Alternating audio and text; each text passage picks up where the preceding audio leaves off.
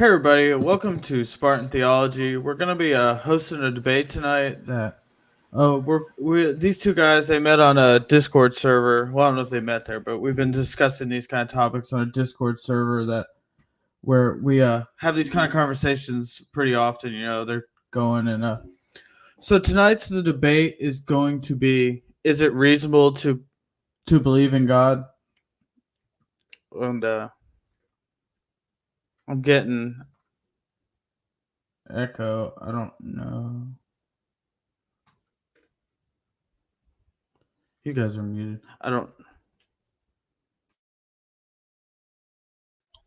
As soon as we are ready for the opening, we can start.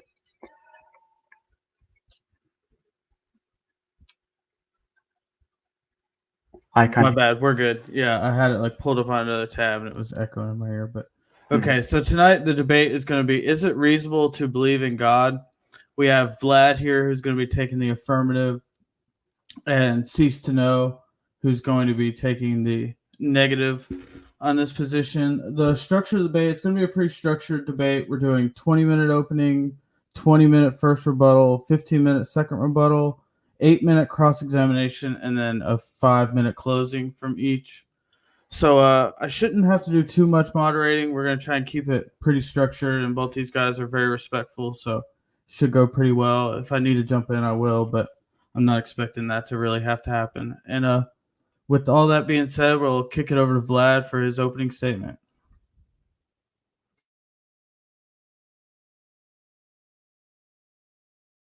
Whenever you're ready, you can unmute and do your opening.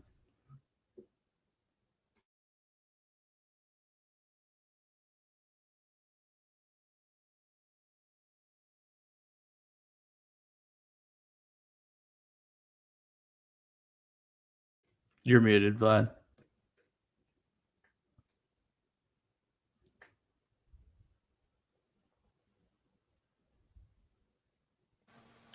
It's maybe divine intervention. Yeah, we lost. Vlad got scared and left it. Well, I guess that's that. Yeah. I was a Christian before this, but I guess I have no reason to believe anymore. So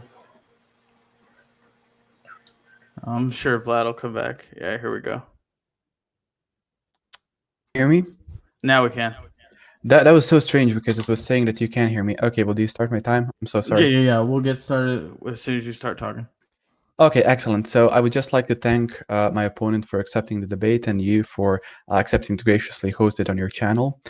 In tonight's debate, I'm going to be defending two basic contentions. Now, I'm going to be using opening statements from Dr. William Lane Craig, since my opponent has voiced his disapproval for that particular philosopher. So I'm going to be defending two basic contentions. Number one, there are good reasons to think that God does exist, and number two, there are not comparably good reasons to think that atheism is true. Now, I'll leave it up to Etna to present his arguments for atheism before I respond to them. In this opening speech, I want to sketch briefly 5 lines of evidence in favor of God's existence. As a Christian apologist, I think that God makes sense of a wide range of data of human experience, including philosophical, scientific, logical, and historical considerations. So, number one, the origin of the universe. Have you ever asked yourself where the universe came from? Did it have a beginning? Or does it just go back and back forever? Typically, atheists have said that the universe is just eternal and uncaused, but there are good reasons, both philosophical and scientific, which call into question that assumption. Philosophically, the idea of an infinite past is very problematic. If the universe never had a beginning, that means that the number of past events in history of the universe is infinite. But the real existence of an actually infinite number of things leads to metaphysical absurdities. To give just one example, suppose you had an infinite number of coins, numbered 1, 2, 3, and so on to infinity, and I took away all the odd-numbered coins. How many coins would you have left? Well, you'd still have all the even-numbered coins, or an infinity of coins. So infinity minus infinity is infinity. But now, suppose instead that I took away all the coins numbered greater than 3. Now, how many coins would you have left? Well, 3. So infinity minus infinity is 3. In each case, I took away an identical number of coins from an identical number of coins and came up with a self-contradictory result. Indeed, you can subtract infinity from infinity and get any answer from 0 to infinity. For this reason, inverse operations like subtraction and division are simply prohibited in transfinite arithmetic. But in the real world, such a convention has no sway. Obviously, you can give away whatever coins you want. Here's another example of the absurdity of an infinite past. Take the planets, Jupiter and Saturn. Suppose that for every orbit that Saturn completes around the Sun, the planet Jupiter completes 2. If Saturn has completed 10 orbits, Jupiter has completed 20. If Saturn has completed 1 trillion, Jupiter has completed 2 trillion. The longer they orbit, the farther Saturn falls behind. If they continue to orbit forever, they will approach a limit at which Saturn is indefinitely far behind Jupiter. But now turn the story around. Suppose that Jupiter and Saturn have been orbiting the Sun from eternity past. Now, which one will have completed the most orbits? Well, the correct mathematical answer is that the number of their orbits is identical. But that seems absurd. For the longer they orbit, the greater the disparity between them grows. So how does the number of their orbits magically become identical simply by making them orbit from eternity past? These and many other examples suggest that infinity is just an idea in our minds, not something that exists in reality. But that entails that since past events are not just ideas but are real, the number of past events must be finite. Therefore, the series of past events can't go back and back forever. Rather, the universe must have begun to exist. This purely philosophical conclusion has been confirmed by remarkable discoveries in astronomy and astrophysics. We now have pretty strong evidence that the universe is not eternal in the past, but had an absolute beginning a finite time ago. In 2003, Arvin Bord, Alan Guth, and Alexander Vilenkin were able to prove that any universe which is on average in a state of cosmic expansion throughout its history cannot be infinite in the past, but must have a past space-time boundary. What makes their proof so powerful is that it holds regardless of the physical description of the early universe. Because we don't yet have a quantum theory of gravity, we can't yet provide a physical description of the first split second of the universe. But the Borde-Guth-Vilenkin theorem is independent of any physical description of that moment. Their theorem implies that the quantum vacuum state of the early universe, which some scientific popularizers have misleadingly and accurately referred to as nothing, cannot be eternal in the past, but must have had an absolute beginning. Even if our universe is just a tiny part of the so-called multiverse composed of many universes, their theorem requires that the multiverse itself must have an absolute beginning. Of course, highly speculative scenarios such as loop quantum gravity models, string models, even closed time-like curves have been proposed to try to avoid this absolute beginning. Now these models are all fraught with problems, but the bottom line is that none of these theories, even if true, succeeds in restoring the eternal past. At most, they just push the beginning back a step. But then the inevitable question arises: why did the universe come into being? What brought the universe into existence? Some intrepid atheists have asserted that the universe just popped into being without a cause. But surely that's metaphysically impossible, for such a conclusion is, in the words of philosopher of science Bernulf Kantischeide, in head-on collision with the most successful ontological commitment in the history of science, namely the metaphysical principle that out of nothing, nothing comes. So why does the universe exist instead of just nothing? Where did it come from? There must have been a transcendent cause which brought the universe into being. So we can summarize this argument as follows. Number one, the universe began to exist. Number two, if the universe began to exist, then the universe has a transcendent cause. And three, therefore, the universe has a transcendent cause. Given the truth of the first two premises, the conclusion necessarily follows. Now, from the very nature of the case, this cause must be uncaused, changeless, timeless, and immaterial being which created the universe. It must be uncaused because we've seen that there cannot be an infinite regress of causes because actual infinities are impossible. It must be timeless and therefore changeless, at least without the universe, because it created time. And because it also created space, it must transcend space as well and therefore be material, not physical. Now, there are only two possible candidates that could fit such a description, either an abstract object like a number or an unembodied mind or consciousness. But abstract objects don't stand in causal relations. The number 7, for example, can't cause anything. Therefore, it follows that the transcendent cause of the universe is an unembodied mind. And thus, we are brought not merely to an uncaused cause of the universe, but its personal creator. Now, my opponent, while he believes that the universe has a cause, would think that such a cause is impersonal. However, if the cause were an impersonal set of necessary and sufficient conditions, then the cause could never exist without its effect. If the sufficient conditions were eternally present, then the effect would be eternally present as well. The only way for the cause to be timeless and the effect to begin in time is for the cause to be a personal agent who freely chooses to create an effect in time without any prior determining conditions. And thus we are brought not merely to a transcendent cause of the universe, but to its personal creator. Argument number 2, the fine-tuning of the universe for intelligent life points to a designer of the cosmos.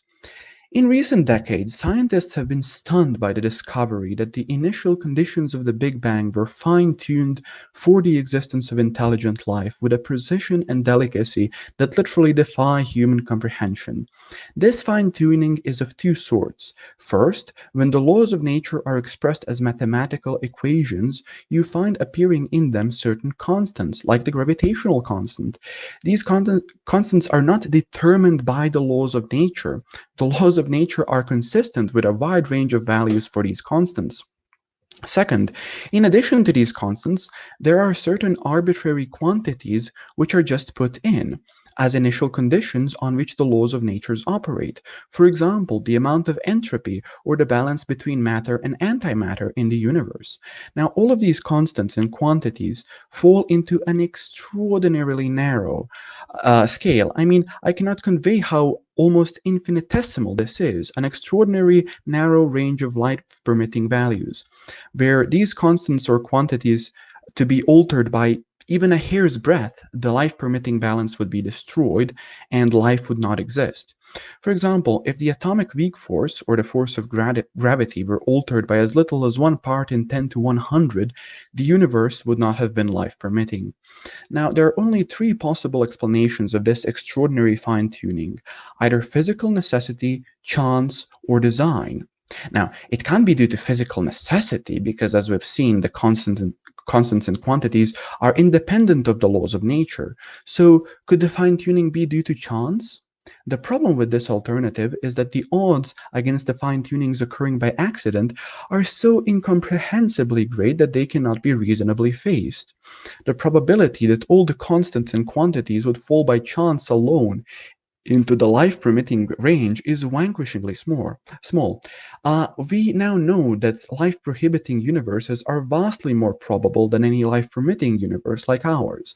So if the universe were the product of chance, the odds are overwhelming that the universe would be life-prohibiting.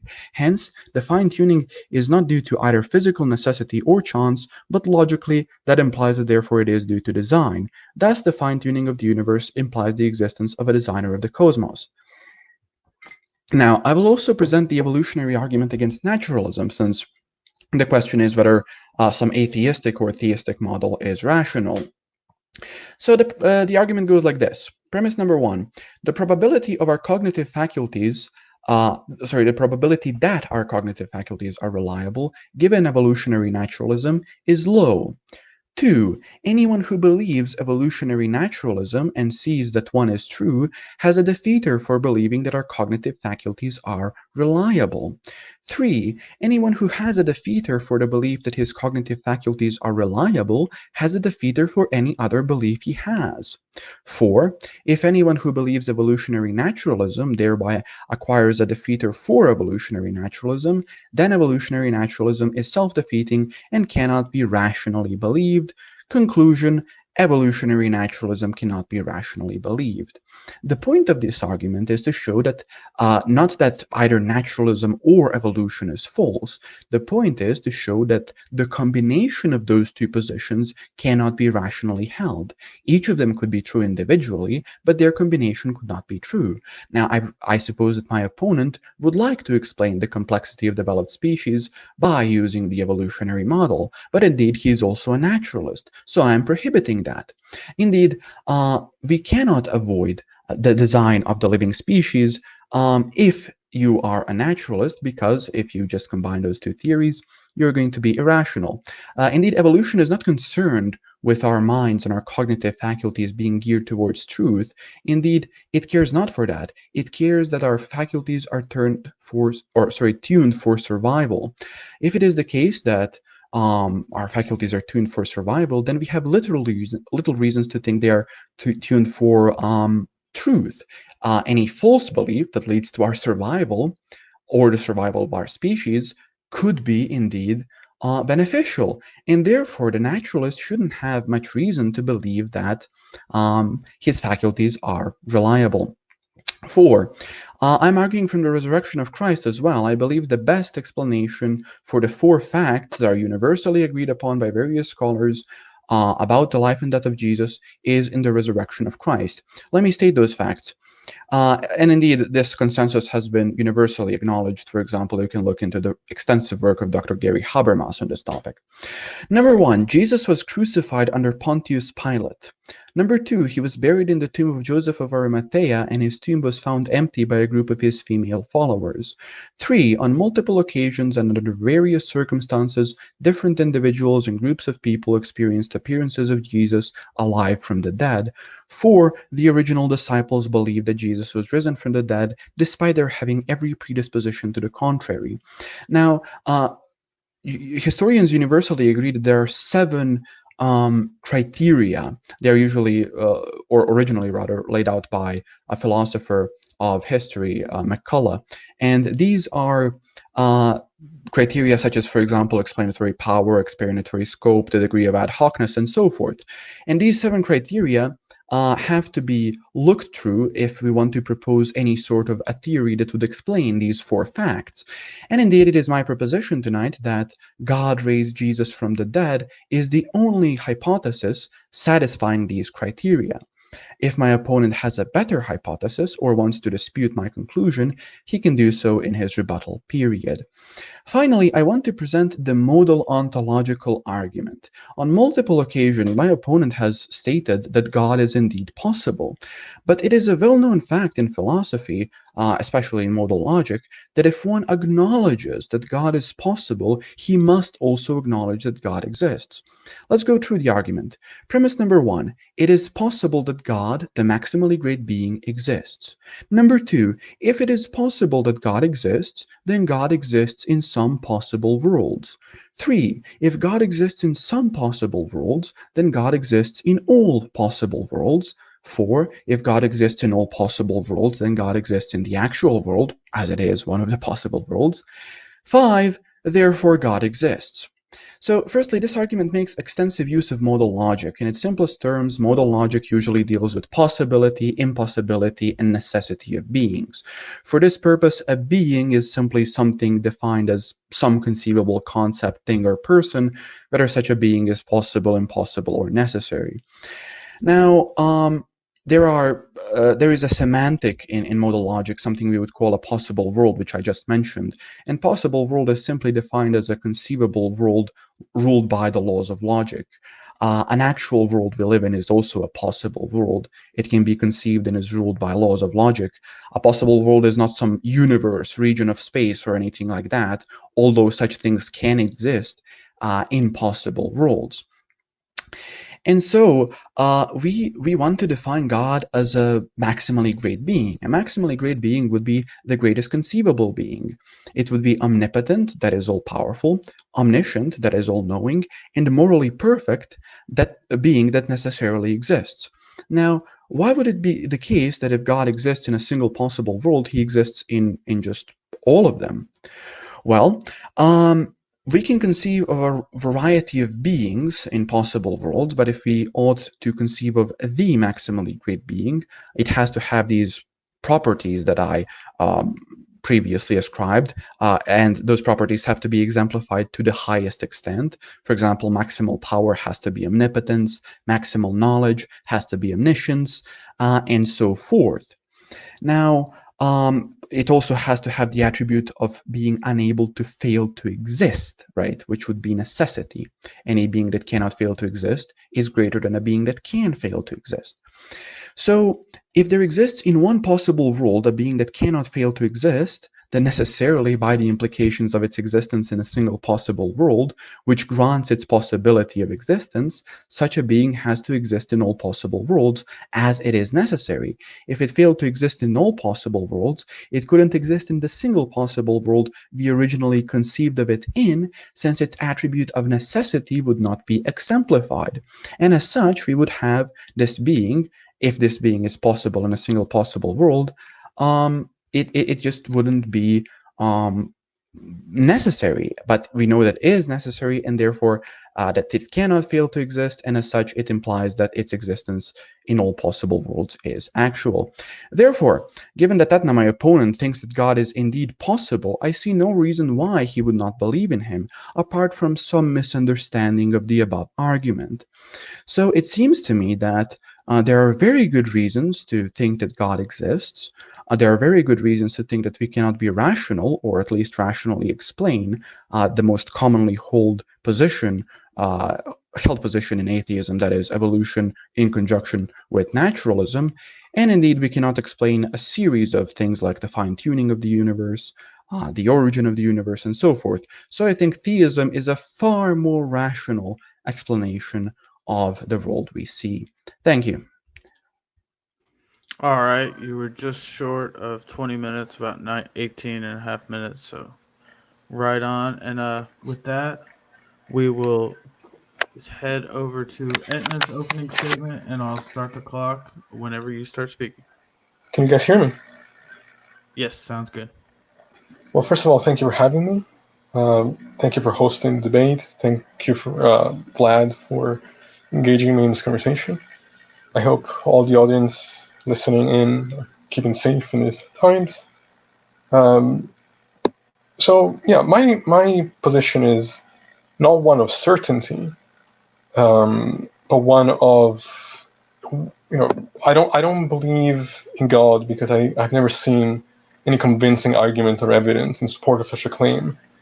And Vlad's opening statement pretty much reaffirms this observation. A lot of what was just said seemed to be grounded in an argument, in the fallacy of personal incredulity, which is because it seems strange to you, or you can't imagine the mechanics functioning outside of your intuitions. Therefore, it can't possibly be the case that these alternatives could be true. Your argument, you started by talking about the cosmological argument, moved on to the fine-tuning, and then design, and I'll try to deal with each one of those one after the other. As far as the cosmological approach, you stated the following, that if something exists, first of all, you asked why does something exist rather than nothing, and if something exists, if the universe came into being, then it must have a cause. And you say that this cause has to be supernatural or immaterial, because otherwise you get an infinite regression.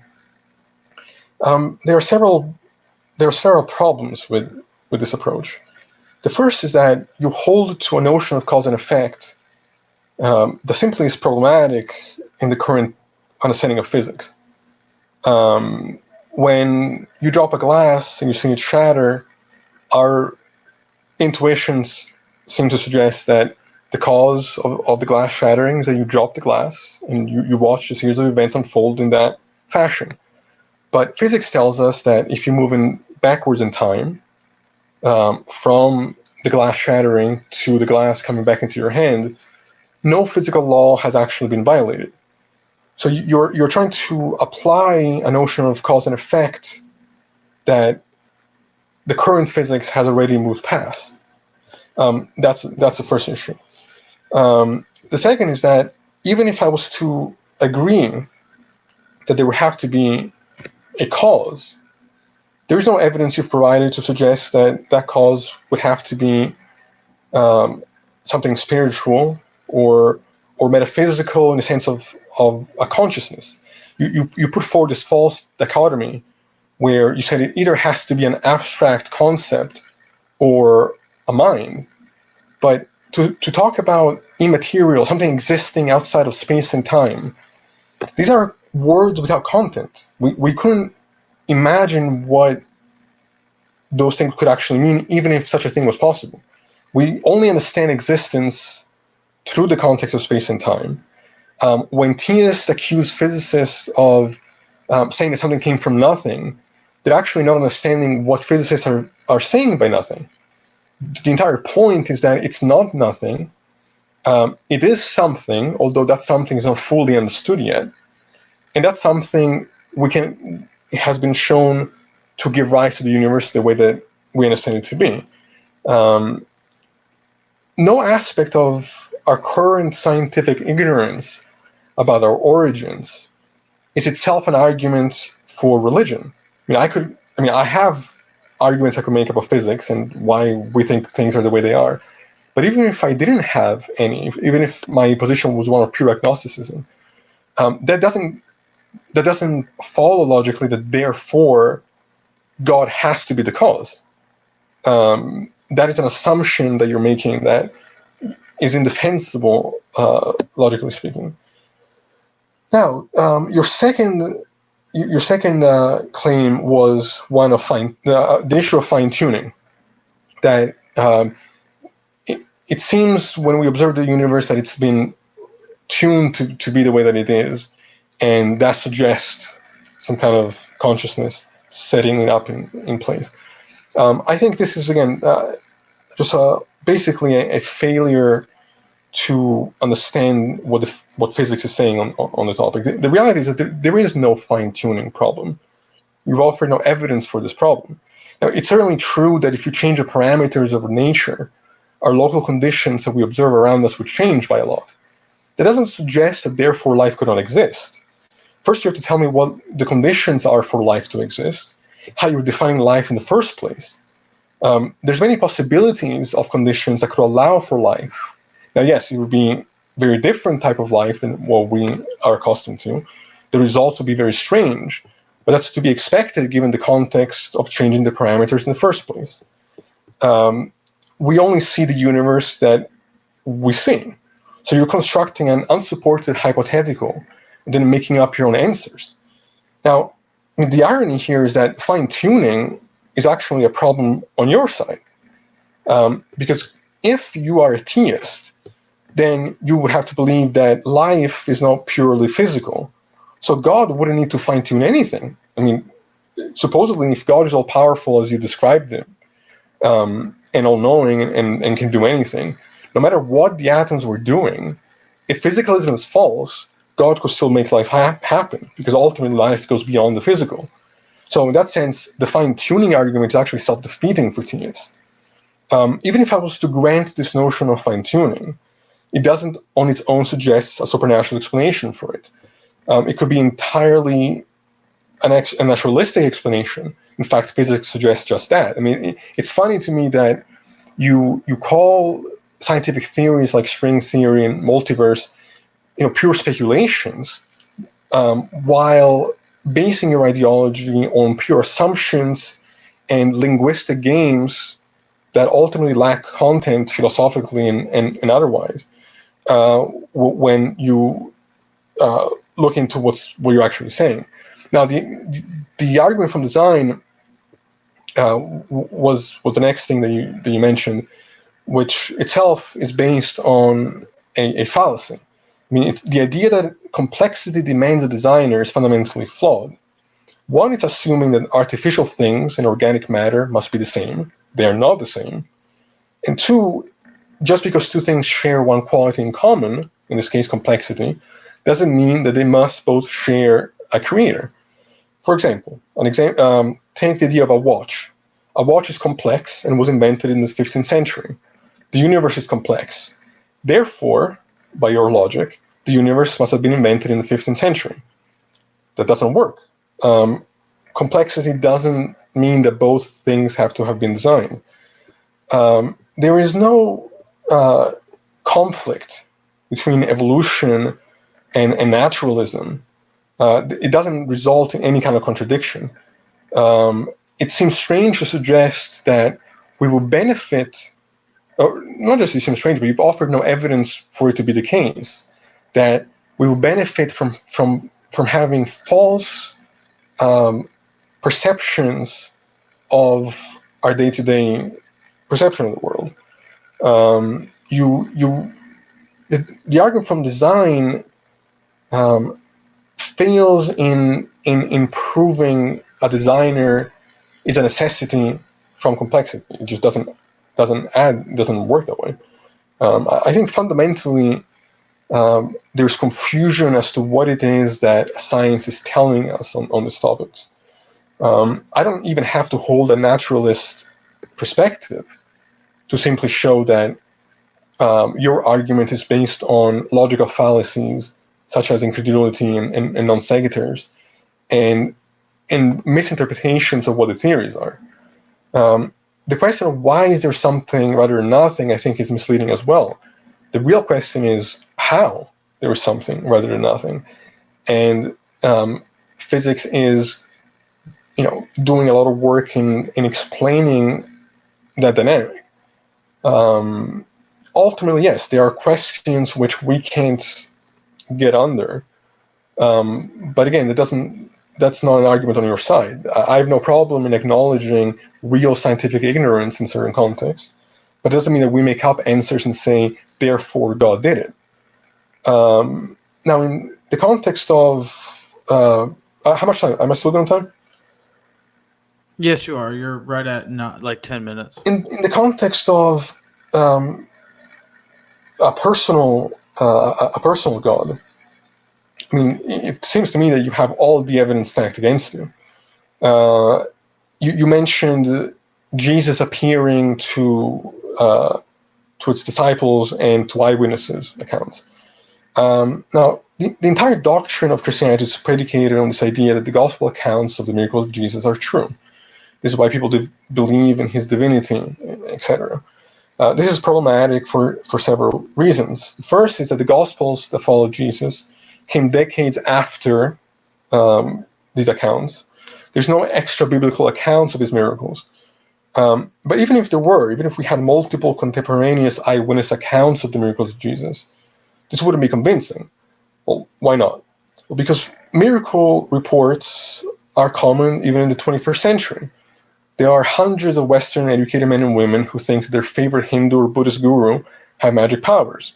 One in specific who is dead now, but at the time had, he threw a celebration of his life, and more than 1 million people showed up. And this guy had all the miracles of Jesus attributed to him, had thousands of eyewitnesses believing in his supernatural abilities.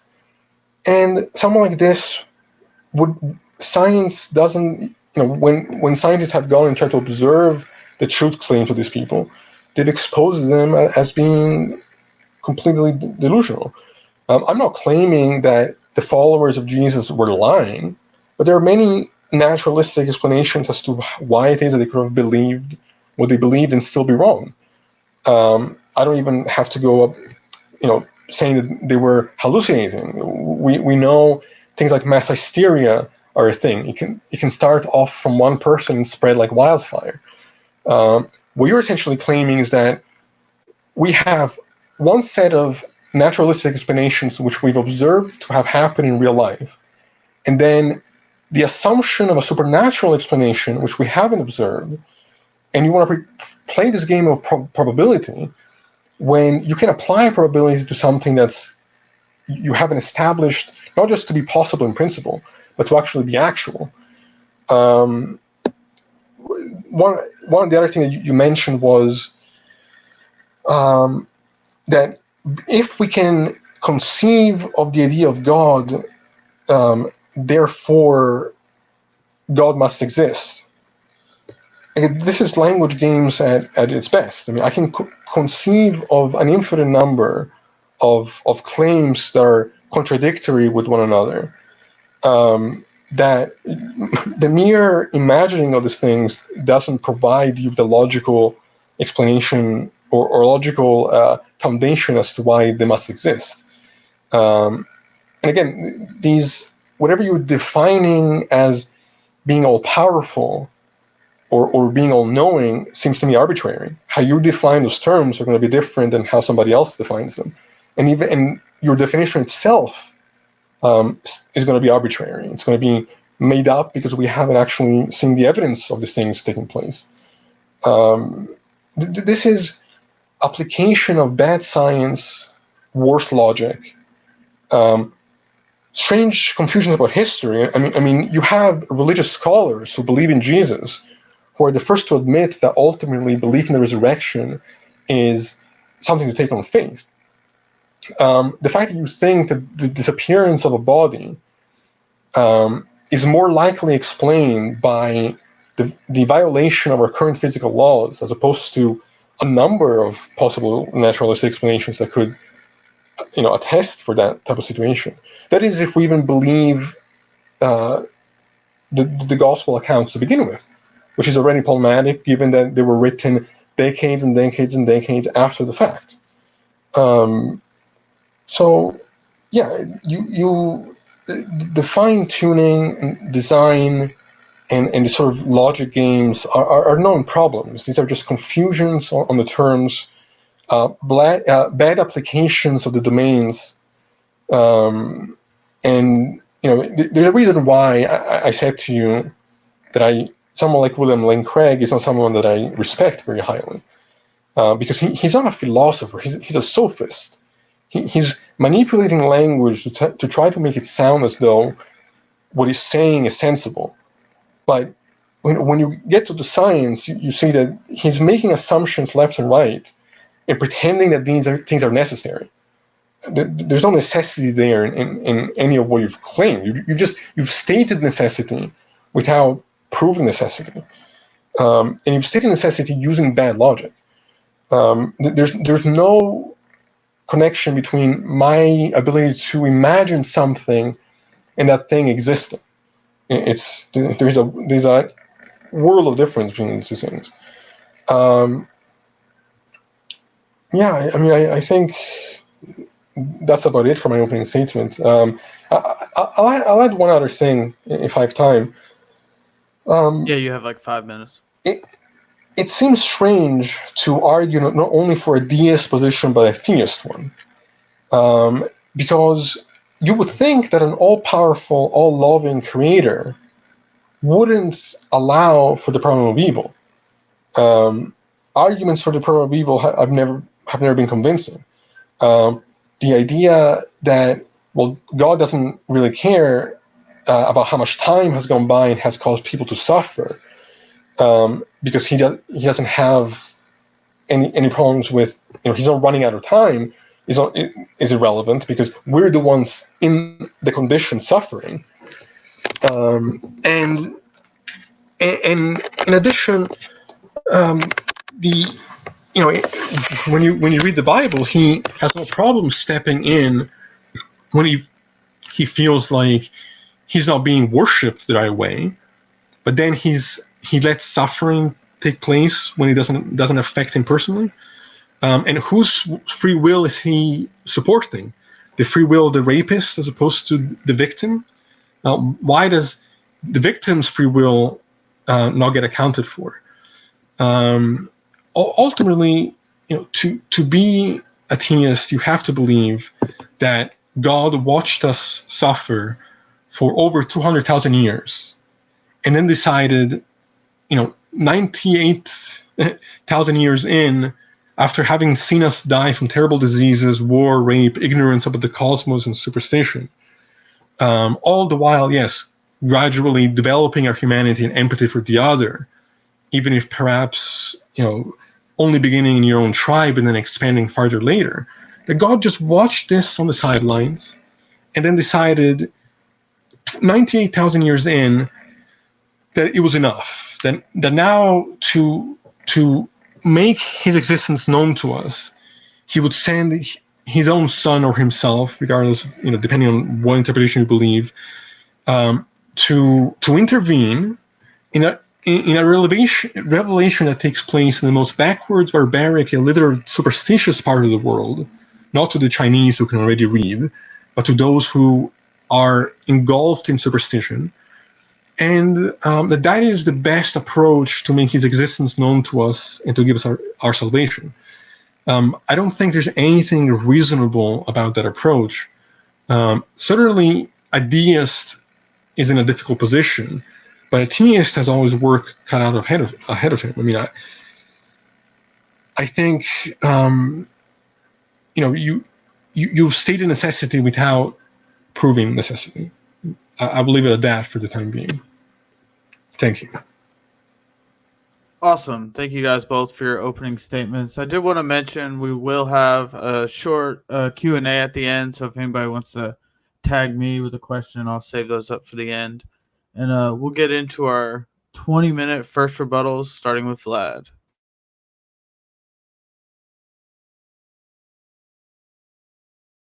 You're on mute, Vlad, so unmute whenever you're ready, and I'll start the timer. Oh, sorry. Can you hear me now?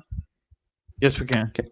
Excellent. So thank you for the thoughtful opening statement, Etna. So Etna began by saying that his position is not one of certainty. Yes, I pointed that out in my opening statement and pointed out that he should be very concerned about the modal argument, which he has addressed in a very unsatisfactory manner, but we will leave that for later.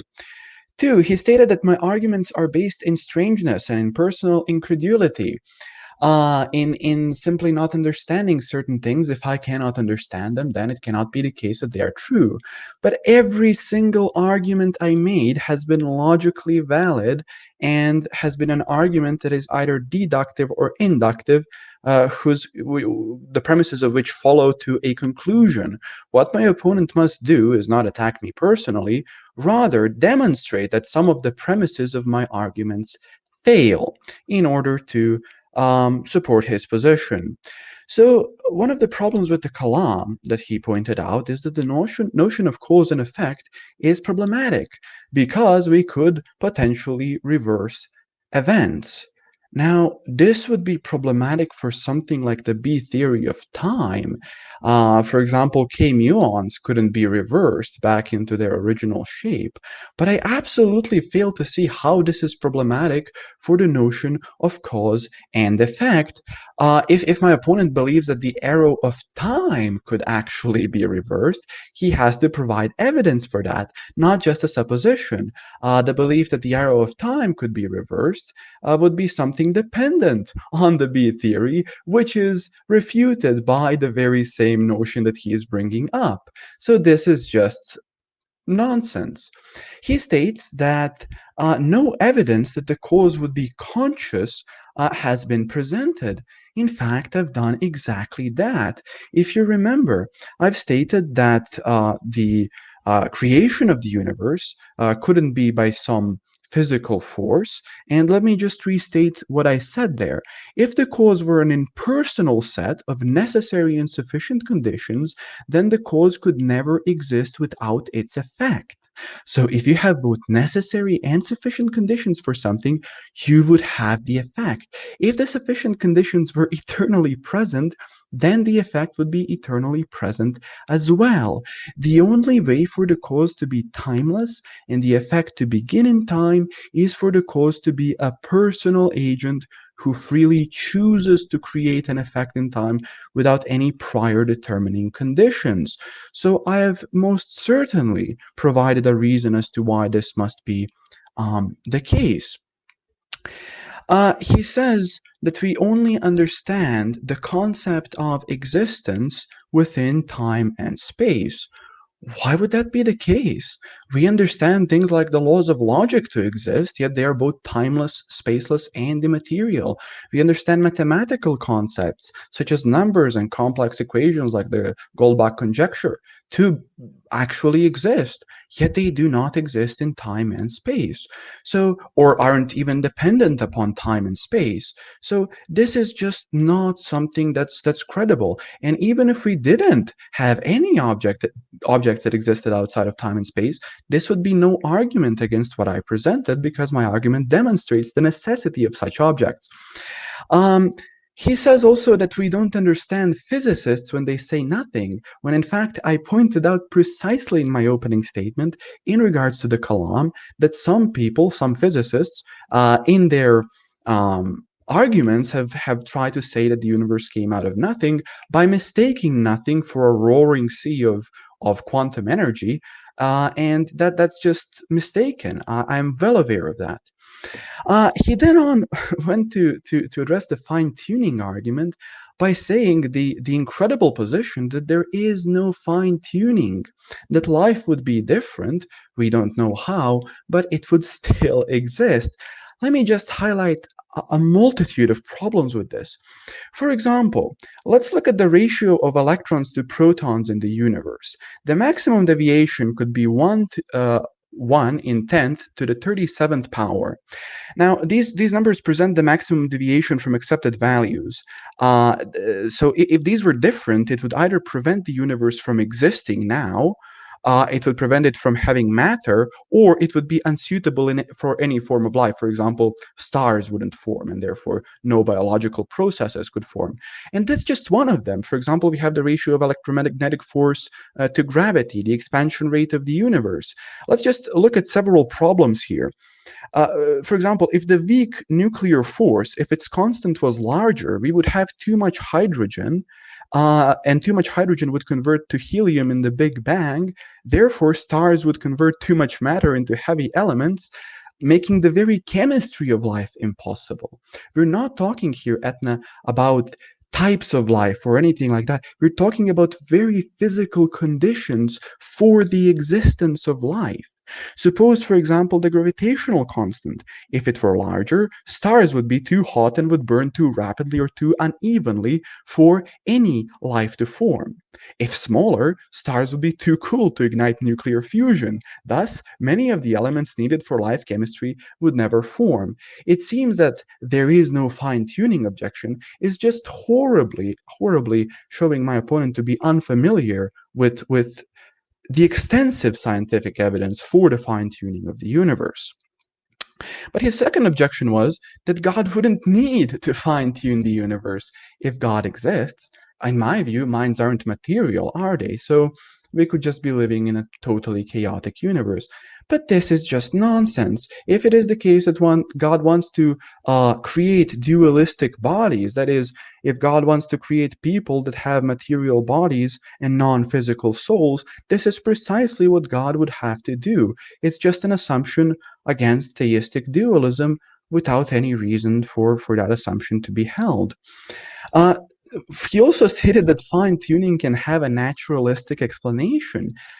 Yes, I gave you two naturalistic explanations. I gave you the explanation from physical necessity and the explanation of chance. Now, you haven't tried to defend or propose either of those, but I can assure you that if you do, they will fail just as your arguments did here. 3, you did not respond to the evolutionary argument against naturalism.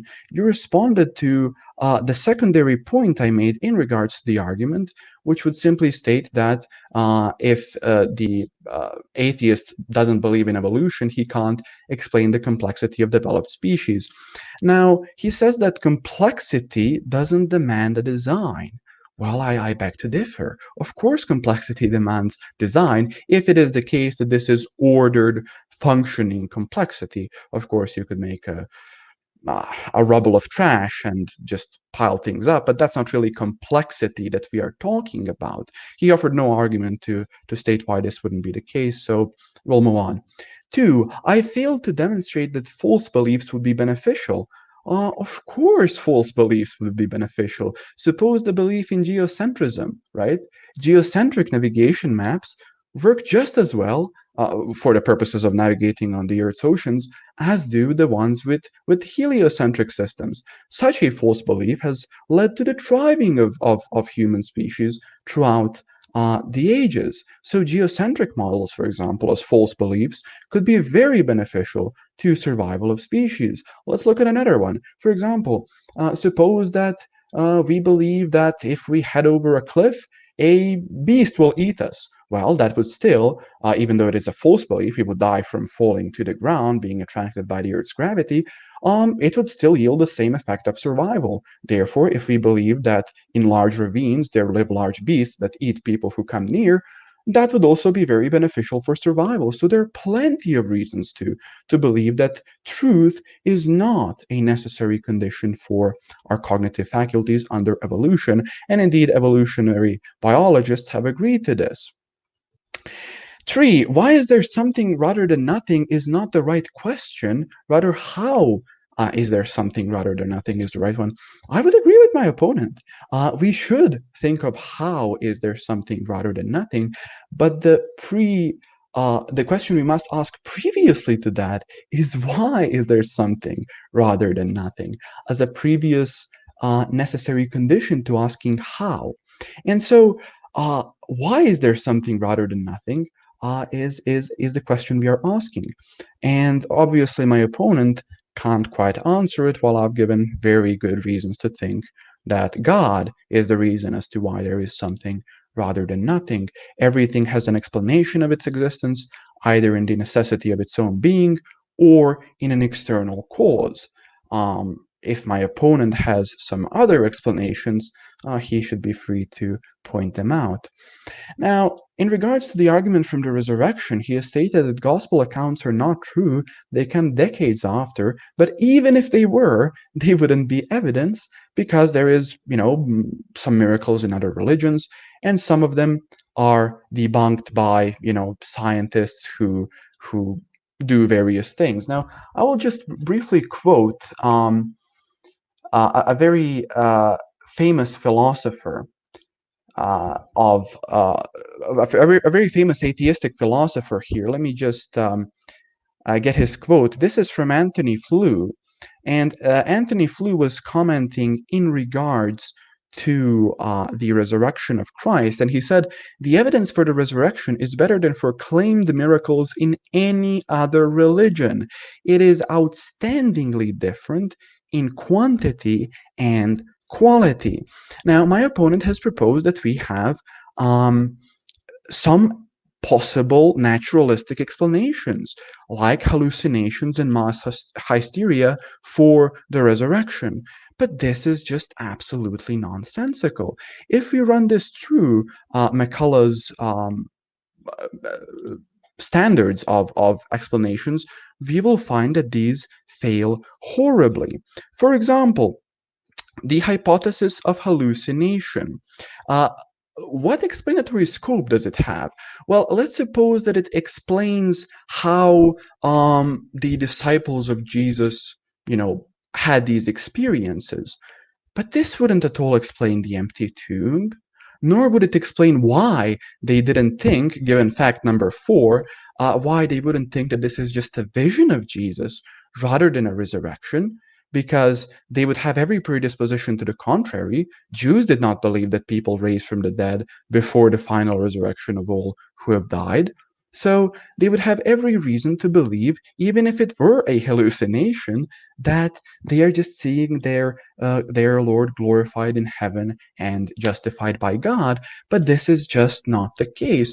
Of course, this criteria also has low explanatory power. It supposes that multiple people at multiple occasions, in various circumstances, at multiple times, have seen group hallucinations. This is absolutely unprecedented in psychology.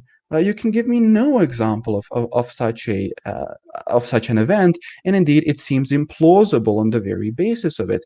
These experiences, moreover, are multisensory. For example, we see the disciples eating and drinking with Jesus, and so forth. All of these could be supported without supporting the reliability of the Gospels. I don't even need to assume that for these events to be true. And indeed, the atheist philosophers, and rather the atheist scholars who study this, who do not believe in the reliability of the Gospels, acknowledge these facts. They only differ on the explanation. So his other objection is that we haven't established the supernatural to be possible. Well, that's what we are doing with this argument, aren't we, Etna?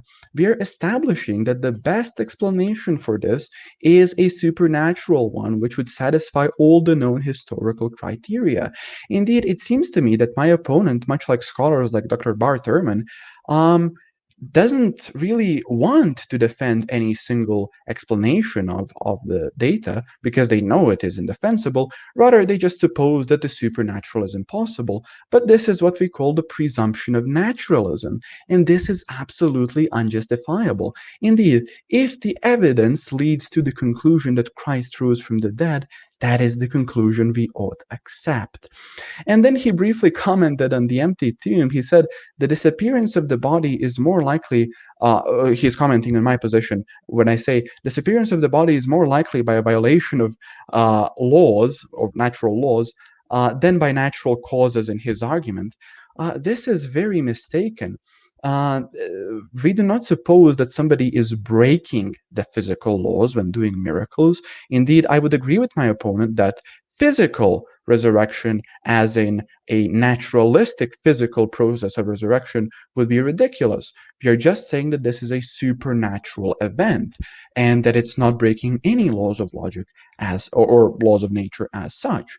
But of course, any natural causes he might present, which he didn't do, but if he might present any natural causes for the disappearance of Jesus' body, I would be more than happy to address them. Indeed, most scholars have given up on trying to do that. And then there was a very interesting addressal of the modal ontological argument. He said, conceiving God is like conceiving various other things that are that we could conceive of being contradictory, and they just wouldn't exist. And his second objection was that my definitions in the maximally great being are arbitrary. This is horribly mistaken. Philosophers that address this argument usually only attack the first premise. Is God possible, they ask. These objections are absolutely astonishing. You could conceive of any set of things in possible worlds, Etna, as long as they aren't necessary, as long as they are contingent beings. For example, in one possible world, we could conceive of, I don't know, unicorns. And in another, we could conceive of horses. And let's say horses don't like each other, or horses and unicorns don't like each other, and just for some magical reason couldn't exist in the same possible world. That's fine, but they don't exist in actuality. If a being is necessary, like the maximally great being is, it has to exist in every possible world according to the axioms of S5 modal logic. This is just not disputed. His second objection, as I said, was that my definitions of the maximally great being are arbitrary. No, they are not, Etna. If you want to provide a greater being with better definitions, go right ahead. The definition of it being omnipotent, as in being able to bring about all logically possible states of affairs, omniscient, as in knowing all true statements, being morally perfect, as in being the source of all moral goodness, and being necessarily existent, are universally acknowledged to be definitions of a maximally great being. You could argue, for example, whether you should add maybe atemporality or omnitemporality to that. There is some discussion around that in philosophy. But other than that, this is a very clear definition. And if you would provide a greater being, go right ahead. 6, my opponent stated that, I'll address that later. He also said that imagining something is different from it existing. I agree with you, but we are conceiving of a maximally great being that is necessary. It has to follow as such from the laws of logic and from the laws of modal logic. My opponent also mentioned the problem of evil. Now, my opponent and I agreed not to discuss morality per se in this discussion, but let me briefly address this. He stated that an all-loving, all-powerful being would not cause evil. Well, that's a great supposition there. Could you support it? I don't believe God causes evil per se, but God does allow for evil to exist. And there is just no reason to believe God wouldn't have sufficient reasons to allow for evil. But notice the primary supposition. My opponent is supposing that even the definition of evil as such could exist if God does not exist. Of course, if God does not exist, objective moral values and duties do not exist. Therefore, this is just a ridiculous objection. He just then, in the last minute I have, he mentioned the free will of the rapist being supported by God as opposed to the will of somebody he rapes. And he also objected to God revealing himself in Israel, a problematic, superstitious region. Just to briefly address those two, God allowing free will of his agents while also restricting that will is logically incoherent, as Plantinga has demonstrated in his book, God, Freedom, and Evil. So that's just not something that is a great argument. And him saying that God shouldn't reveal himself in Israel is simply his own supposition that there is no reason to accept. That's it. All right. Thank you for your rebuttal. That was just right on time. So with that, we'll send it over to Ceestono for his first 20-minute rebuttal. Yes, thank you. Before he begins, before you start, could I ahead. just briefly take a 60-second break, rather? I just need to get something. Yeah, that's fine. Yeah, we can take a 60-second break.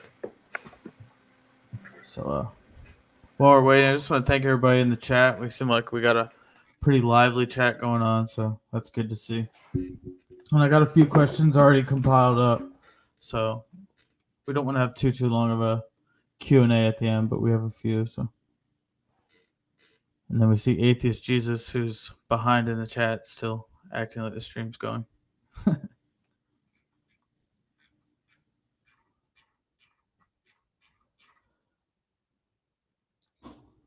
But yeah, this has been good debate so far. Looking forward to Ceestono's first 20-minute rebuttal.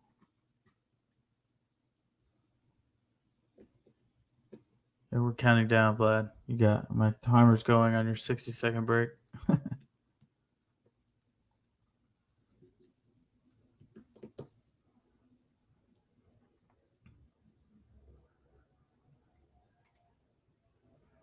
We'll shout out some people in the chat. We got Pasta Mike in here. Yeah, who's this Jeff? I don't know how to say your last name. He definitely I am sounds back. like a We can begin. Cool. Well, we'll send it over to Ceestono. Right. So I'm trying to think of where to start here, because to some extent I think you've misrepresented me. I never claimed anything to be impossible. I simply said that there's no reason to believe in the claims you're making. The burden of proof is on you. You claim that the evidence leads to your conclusions, but it simply does not. I think you're confused about what constitutes evidence. You haven't demonstrated supernatural events to have taken place. You've only assumed they have, because you've already bought into the premise that they're not just possible but actual. This is why I'm saying you've provided no evidence. You're saying that if X is true, then Y. But you have not given any evidence to believe that X is true to begin with. Now, the other thing to bring up, and I'm not going to go into too much detail for time, but there are real philosophical problems with assuming that logic and mathematics can apply to the real world in sort of the one-to-one ratio that people assume it can be. There's a lot of real philosophical roadblocks in making that assertion. So this idea that using your moral logic, you've shown God to be necessary, it's self-defeating. You haven't proven your premises to be true in the first place. You've just asserted them to be the case. Now, in terms of the fine-tuning, I'll say what I said earlier. The observation that the universe has certain constants does not provide logically that you can conclude from that those constants must have been set in place by any kind of mind or creator. All you need to do, is look at someone like Sean Carroll, okay, one of the famous physicists. You say that if you changed any of the constants all life would be impossible. This is simply not true. I mean, anybody listening to this right now can look the facts up themselves. Look up what physics says about what was just claimed. Yes, life would be different. Life would be wildly not what we would imagine. But there are many scenarios in which you could change the constants and retain some sort of life, depending on how it is you're defining that term to begin with. And again, even if that wasn't true, which it is, it doesn't follow that therefore the constants must have been put in place by a consciousness that is immaterial and has a willpower.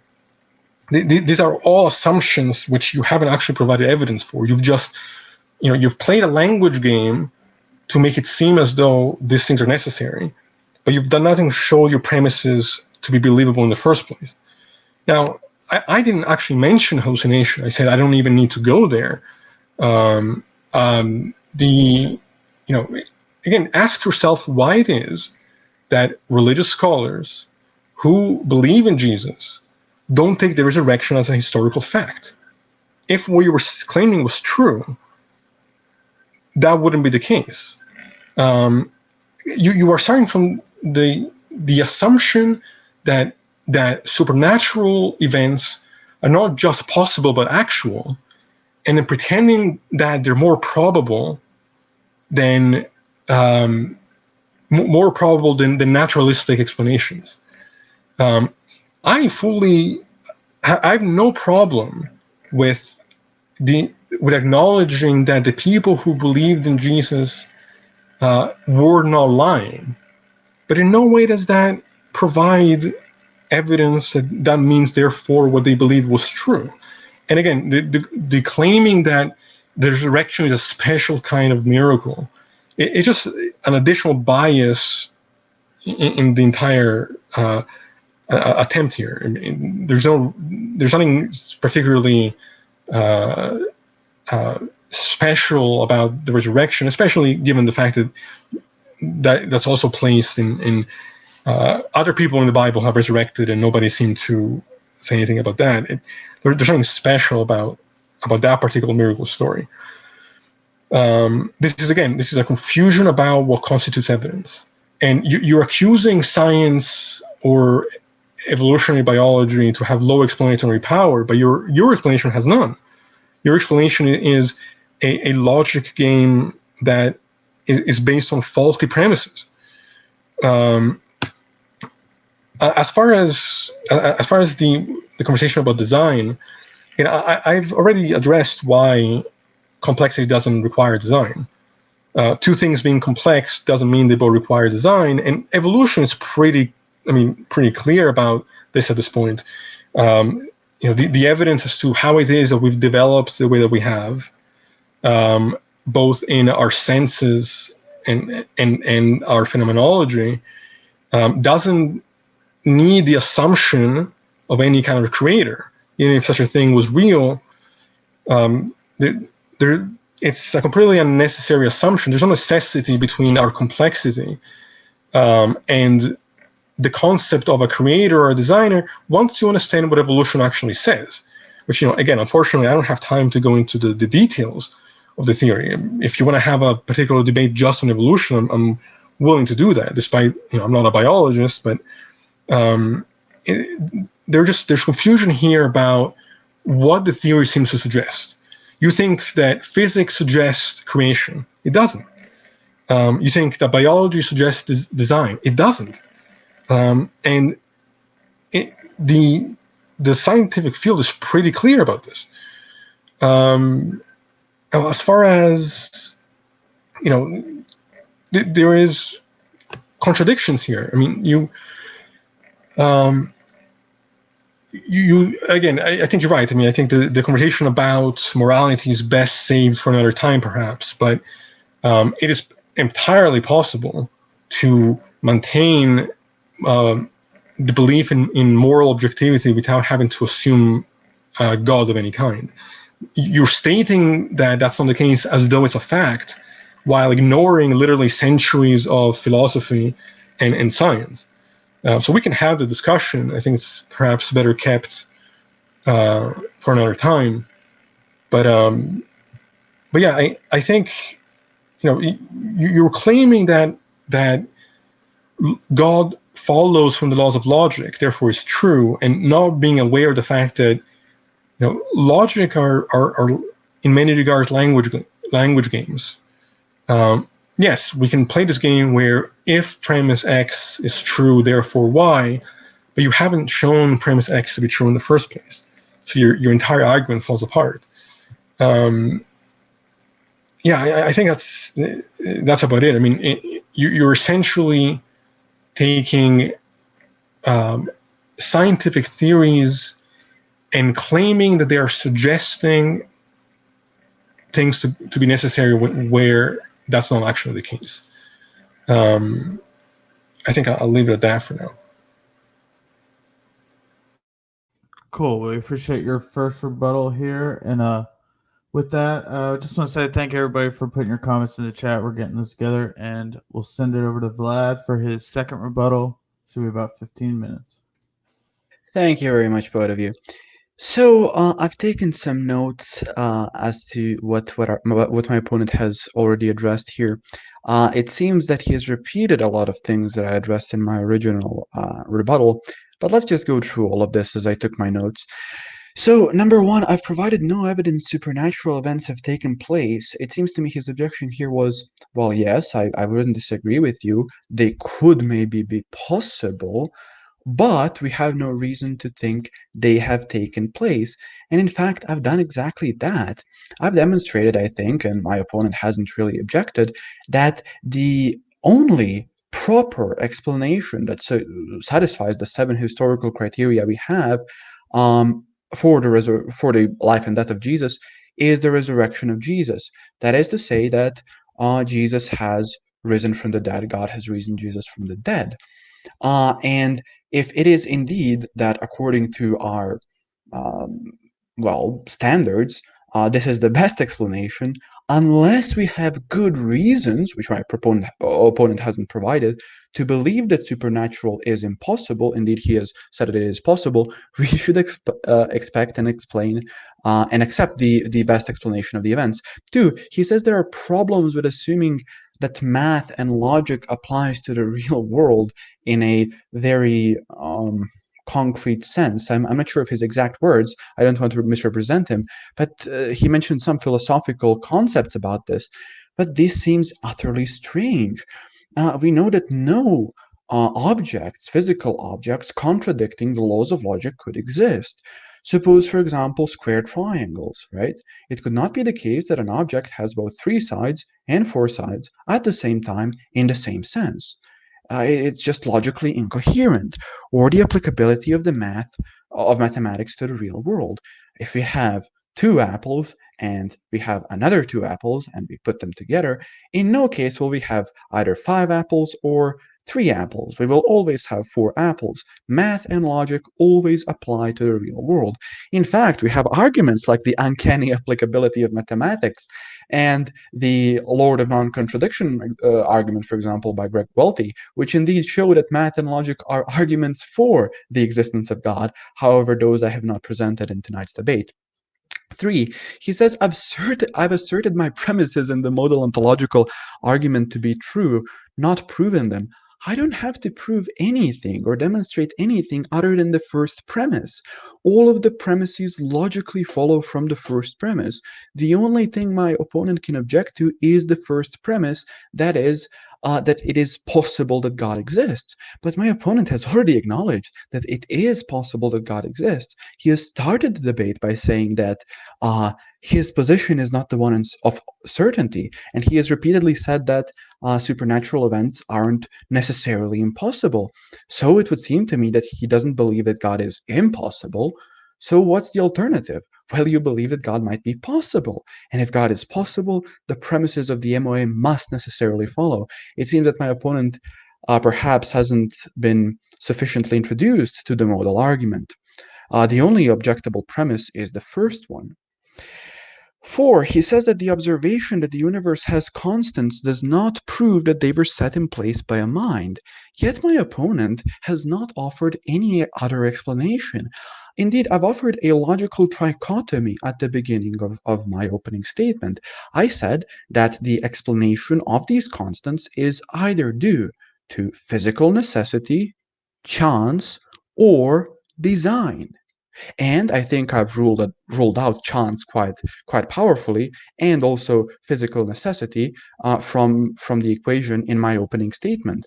My opponent hasn't really proposed any other explanation. 5, my opponent has repeated that fine-tuning that life would be different in fine tuning, but it could still exist. I've already addressed this. I've shown that if any of these ratios is changed even by a bit, we have disastrous results. Like, for example, being unable to form chemistry that would support life, or, for example, failure of formation of stars, failure of binding of atoms, things of that nature. These are all disastrous. No sort of life could be formed under these, whatever you might define life to be. So that's just hopeless. Uh, 6, he said that you could change the constants and have some sort of life. I would challenge my opponent to find a single constant which he could change past the maximum deviations that are universally acknowledged that would still support life, given that he knows the consequences of those changes. 7, he says even if this was true, even if this change of constants, or rather, even if the universe was designed for life, it wouldn't have to be done by consciousness. I addressed this in the previous point. 8, he says, why is it that religious scholars who believe in Jesus don't believe in the resurrection? Great question. I don't know. Most scholars who deal with this do believe in the resurrection. In fact, you could look at, for example, Dr. Gary Habermas's video, a very long and scholarly video, by the way, which is titled An Argument That Changed the Generation of Scholars. Indeed, most scholars who deal with this today would believe in the resurrection of Jesus. There are, of course, a lot of scholars on the atheistic side who would just acknowledge the facts, but either propose that supernaturalism is impossible and therefore not an explanation, or suppose that there is some other explanation that is naturalistic, although those are becoming exceedingly rare today. 9, he said that I am assuming in the resurrection that supernatural events are not only possible, but also actual explanations. I've already addressed this. 10, people that believed in Jesus were not lying. You don't necessarily believe that they were lying, was, I think, what you said. But that does not mean that it is true. I agree with you. People could be honestly deceived about something. People die for things that they believe in every day that might not be true. But this is not what happened with the apostles of Jesus. If it is the case that they weren't lying, the only real explanation would be that they were either honestly deceived by some sort of a hallucination or something of that nature. But we know that not only the apostles of Jesus had these experiences, but also James, the unbelieving brother of Jesus, and Paul, the persecutor of the Christians. And he also appeared to people who didn't believe in his resurrection at first, like Thomas and others. So this is just the idea of some mass hysteria or hallucination, which he said he wasn't proposing. But any of those explanations are absolutely to be ruled out. 13 or 12 rather, he says there is another point he put here. Other people in the Bible have resurrected. Yes, people like Lazarus, for example, but they weren't resurrected to the resurrection of eternal life. They were resurrected to this state. And that's not a problem. I believe they have resurrected from the dead. I believe that some people might even have power to resurrect the people from the dead right now in today's day and age. The only point I'm trying to make is that Jesus, since he has done all of these things, and since he has said that he will raise from the dead, and we have good reason to believe that that is actually reliable, regardless of if you believe the Gospels are reliable or not, that Jesus's message was confirmed by him raising from the dead and appearing to so many people. So I am the one who has no problems with other resurrections. You are the one that would have problems with other resurrections. 12, I am accusing science of having low explanatory power. God forbid. I think science is amazing. I think that through scientific means, we have arrived to the modern age today where we can speak on different continents and have these delightful debates. Rather, I'm saying that a connection between naturalism and evolution is untenable. You could hold to naturalism, you could hold to evolution, but you cannot hold to both. I'm not even arguing against evolution tonight. I don't believe evolution to be the way things happened, but that's completely irrelevant for the purposes of my Christian belief. It could be the way it happened. I don't have any issues with that. My point is not arguing against evolution, but rather arguing against the conjunction of naturalism and evolution. 13, he says evolution shows we do not need design. Excellent. Let's do that. I would disagree with this also. I would say evolution is highly unlikely unless we have a designer, but that's irrelevant. Let's say this is true. You are a naturalist, right? If you believe in both evolution, which removes the need of design, bear in mind, design of life, not the design of the universe permitting for life, let's just acknowledge that and say, okay, but you're also a naturalist, so you cannot rationally affirm your belief that evolution shows we do not need design, since you haven't addressed the evolutionary argument against naturalism. 14, the creator is an unnecessary assumption. I've demonstrated this, I think, throughout all of these arguments to be a very necessary demonstration rather than an assumption. The creator is the only possible explanation of the universe. My opponent hasn't really addressed that. 15, he says biology and science do not suggest design. I would vehemently disagree with this. I would refer you to my good friend, Dr. Jonathan McClatchy, who is, I think, a doctor of cellular biology, who would disagree with you. I would refer you to Dr. Michael Behe and others. But if you're thinking of science as in the cosmological science, I believe I've clearly demonstrated that it suggests design. If you want to argue biology, we can schedule a discussion with one of those friends of mine who are far more suited for that task. 16, you've said that one can maintain moral objectivity without maintaining God. You haven't offered arguments for this, but I understand why. We have said that this is a debate for another time, so I won't offer any rebuttals to that. You say that it doesn't need God, I say that it does, and we agreed to discuss this at a later date. 17, logic could be language games. I'm not sure how to interpret this, and I don't want to misinterpret you, God forbid, but it seems to me that you suggested that logic in a lot of times is language games. What I'm presenting is language games and so forth. I just don't think that is the case. I mean, you could point out perhaps some mistakes in my arguments, but you haven't done that to any satisfactory degree. If you want to single out some of my arguments or their premises, which you haven't done yet, you can do that. Otherwise, this is just an empty supposition. I've demonstrated it in one of the previous points that logic and math are very applicable to the real world. And with 3 minutes left to my clock, I will end my second rebuttal. Thank you. All right, thank you for that, Vlad. And not too much to say here. We'll just shoot it over to Ceestono. All right. So, where to start? To begin with, I feel like you've misinterpreted me again. What I said was that there are even religious scholars who believe in the resurrection, but who acknowledge that they believe in it on a matter of faith as opposed to it being a historical fact. That's what I was referring to in that context. You're trying to shift the burden of proof here. Even if I was to abandon naturalism and evolution, which there's no reason to. I mean, again, what you're claiming you've done, you haven't actually done. But that doesn't bring you any closer to proving the necessity of what you're claiming. Now, you say that there is a clear connection between logic and math in the real world. All you have to do is look at Gödel's incompleteness theorems to see the flaw in that approach. He pointed out, and he was a mathematician, by the way. He pointed out that there will always be questions in any formal system that is either incomplete or inconsistent. So there will always be a question that cannot be answered using a certain set of axioms. You cannot prove that a system of axioms is consistent unless you use a different set of axioms.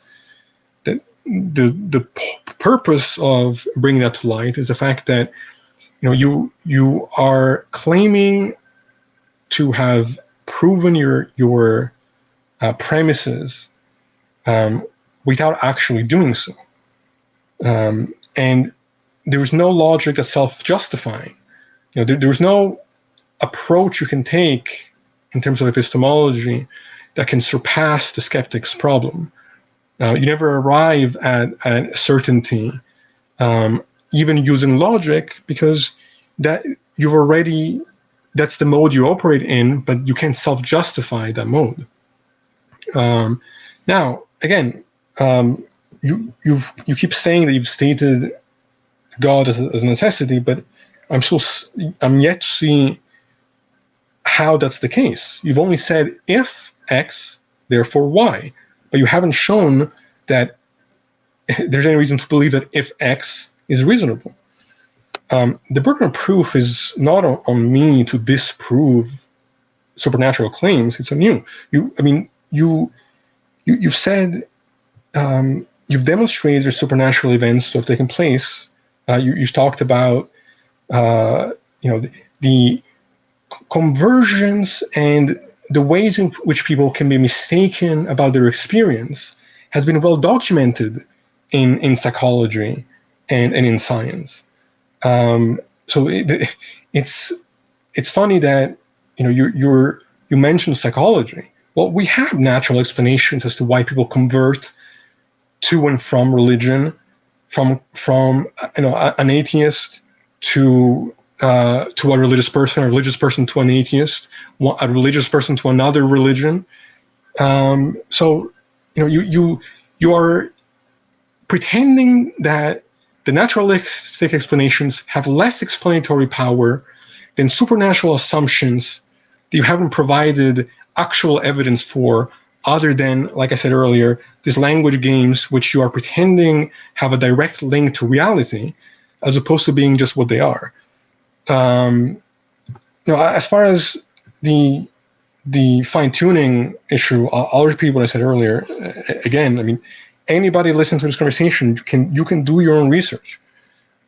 Look if it's true, if physics makes the claim that all life would be impossible if you changed. Again, it depends on what constants you're talking about, okay? But it depends on what constants you're giving me. Now, even if it was the case, which I don't believe it is, that all life would disappear if you change a constant, none of that follows that therefore it must have been done by a creator. You are repeating this claim as though it makes it true. I'm yet to see actual evidence in detail using physics or using the sciences and the things you're attempting to use here as to why it has to be the case. I can easily imagine the reality being what it is without intention. I'm not saying that I know that to be the case, but you're arguing as though magic is a better explanation and has higher explanatory power than explanation, and is more probable than explanations that have actually been tested and understood and studied and that sort of thing. As far as, again, the conversation about design, that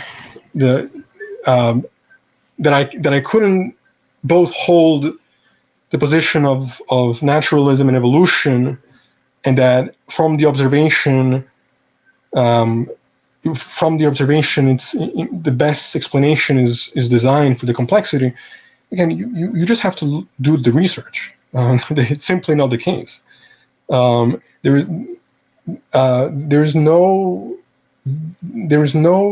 topological fallacy.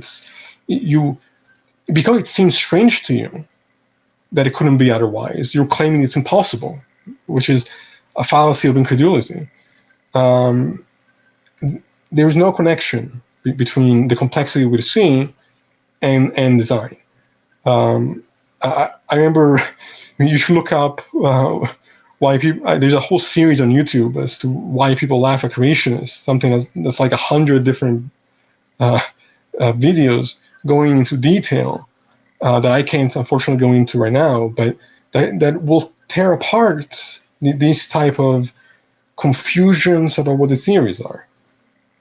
We understand how our complexity develops over millions and millions of years through natural selection and the physical laws being what they are. There is no mystery there as to what we're saying. Yeah, let me see what else you've. Yeah, again, this is I think at the core issue here is a mistake into what constitutes evidence. You seem to think that if I, believe God could be possible, that therefore it must be the case that it's possible. It's just not. This is not an argument. It's an assumption. Again, this is language games. You haven't proven your premises to be true. Yeah, I think it would be beneficial to you to look into the problem. And again, I'm a science supporter.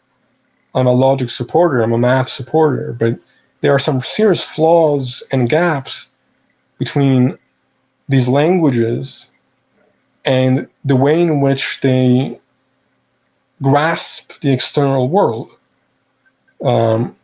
Partially because none of these things are self-justifying in principle. So,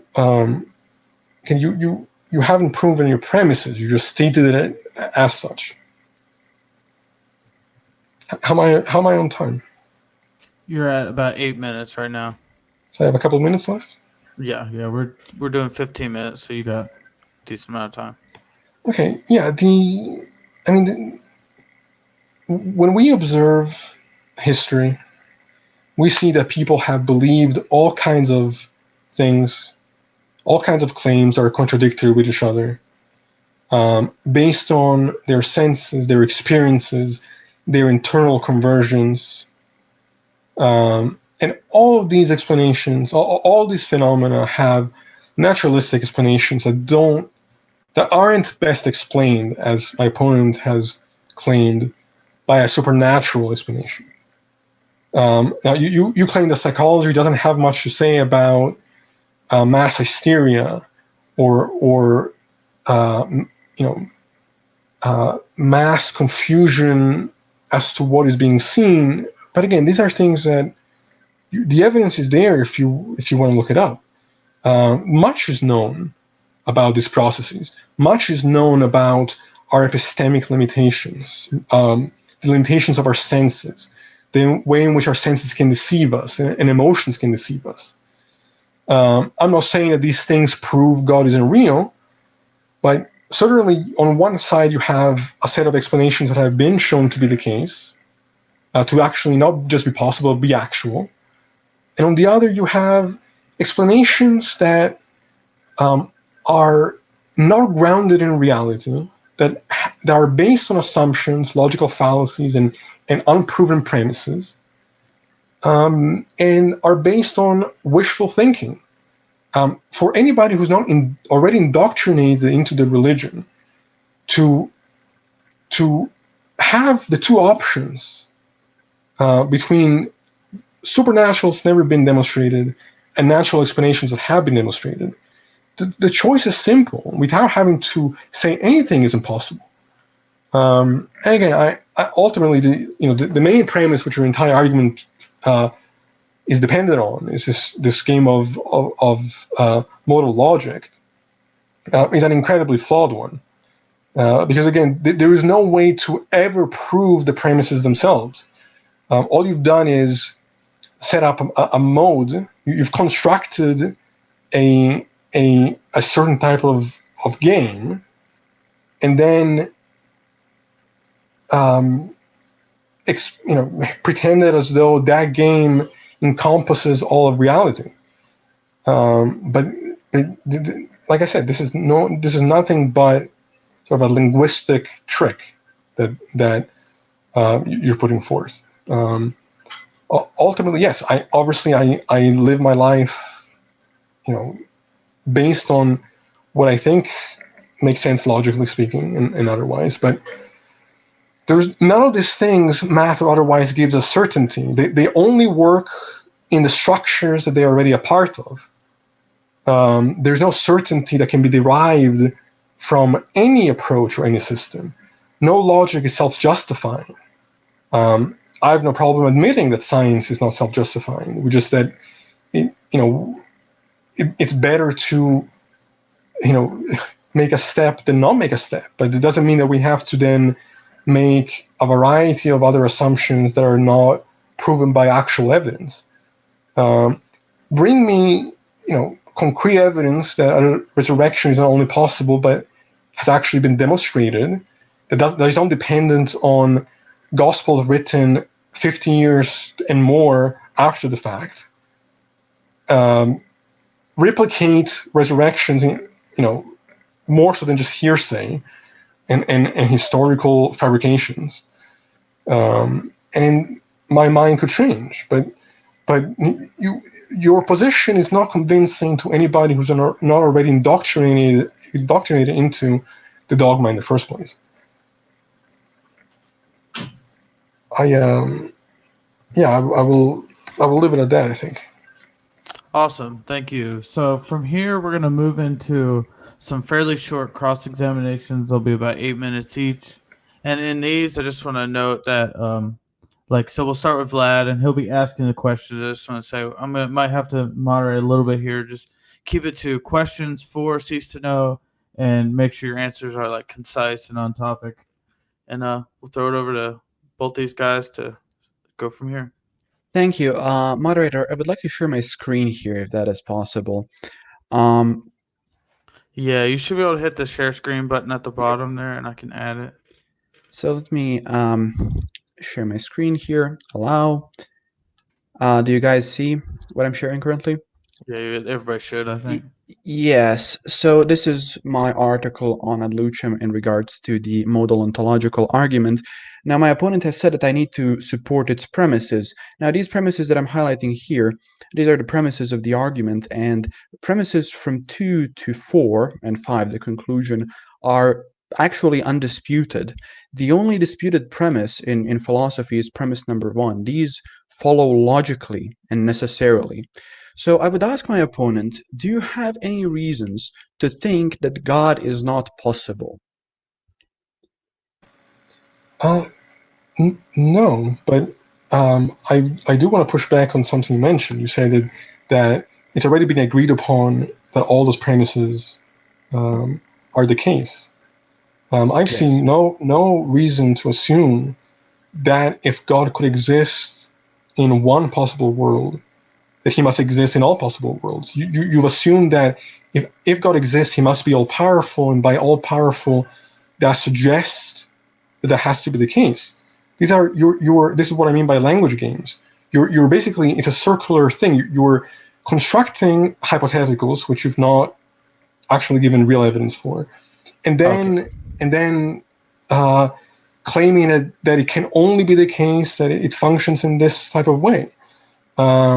And again, all of this can be sidestepped by the simple observation that there's a clear gulf between any mode we want to operate in and the reality that is out there, because we have epistemic limitations that we can't get past. So would it be fair to say that your answer, I think premise number 1 is correct, but I don't agree with the validity of the argument? Sorry, could you repeat that, because you cut out for a minute? Yes, of course. Would you say that your answer is yes, premise number 1 is correct, but I do not agree with validity of the presented argument? Well, I would say that it's possible in the sense that because of what my epistemic limitations are, I can never close the book on any assertion. I can never say that anything is impossible. The only question that matters in this conversation is what is reasonable to believe, not what is possible. Okay. So given that, I'll transition into my second question. You stated that it could be the case that there are some constants within fine-tuning that we could change that would still maintain life. So here I have some of those constants that could be changed. This is a very interesting website. As far as I know, these constants are properly presented. So which of these constants do you think you could change, or perhaps one that I haven't thought of, and still maintain any sort of life and its formation? So, I mean, this is exactly the problem. You're getting your information on very clearly No, biased. I can get these informations from people like Dr. Roger Penrose, Dr. William Craig, Dr. Jonathan McClatchy, even though he's dealing with biological design Did you and just not. say? Well, hold on, did you just say Dr. William Craig? Is that what you said? Yes, of course I Well, of did. course he's gonna. Okay, but he suffers from the same bias So, that the people you're well, mentioning. ignore the website for a moment. Do you think that you could single out any one of these forces or constants and change them past their maximal deviations and still show us that life could be possible? Can you think of any one of those? I don't know off the top of my head. You would have to. I mean, again, I'm not a physicist, but that science holds. Again, it depends on you. The burden of proof here is on the other side. You would have to tell me what constants you're referring to. Obviously, we only see the universe we see. So how would we know, to what degree what could or couldn't happen? These are assumptions you're making, and hypotheticals that can't actually provide us with any actual knowledge. I can tell you that if you research, not just websites, but literature on physics, again, they don't have to be from atheists, but just what the evidence suggests, things like the multiverse and otherwise, that there's a vast number of possible universes that could provide different types of lives with different constants. Now, even again, I also addressed this earlier. Even if I was to grant this was not the case, which I think science has a lot to say about, even if I was to grant that this couldn't be the case, that if you change one thing, it would all be different and we couldn't have life, that would not suggest a designer. That would only Okay, suggest that the so constants are what they are. okay, so that answers my question. You said that you couldn't think of any off the top of your head, but it seems to me that both But it's now and irrelevant. okay, It's irrelevant. it seems to me both now and in the debate you've asserted a claim that uh, we could have this sort of a multiverse where we have all of these universes instantiated, and one of them could be like ours, which has these constants. Now, Dr. Roger Penrose, who is not a theist, has calculated that it would be vastly, in fact, incredibly more probable that we have a universe which is entirely of, let's say, a single solar system with all of chaos unraveling around it, and we are observing the universe from it, if it is the case that it is a life-permitting universe, then if we would be placed in a universe such as this, which is vast with many galaxies, regions, and so forth. And so if you would try to propose this multiverse theorem to explain this, it would still be incredibly unlikely that this is due to chance stemming from the multiverse. What do you have to say about that? And we have Well, about a minute and a half left, so we'll let Yes. Ceestono yeah, answer this. yeah. I'll say again, this is a trick, because again, there is nothing about the probability. Any universe being what it is would be improbable by definition. So there is nothing.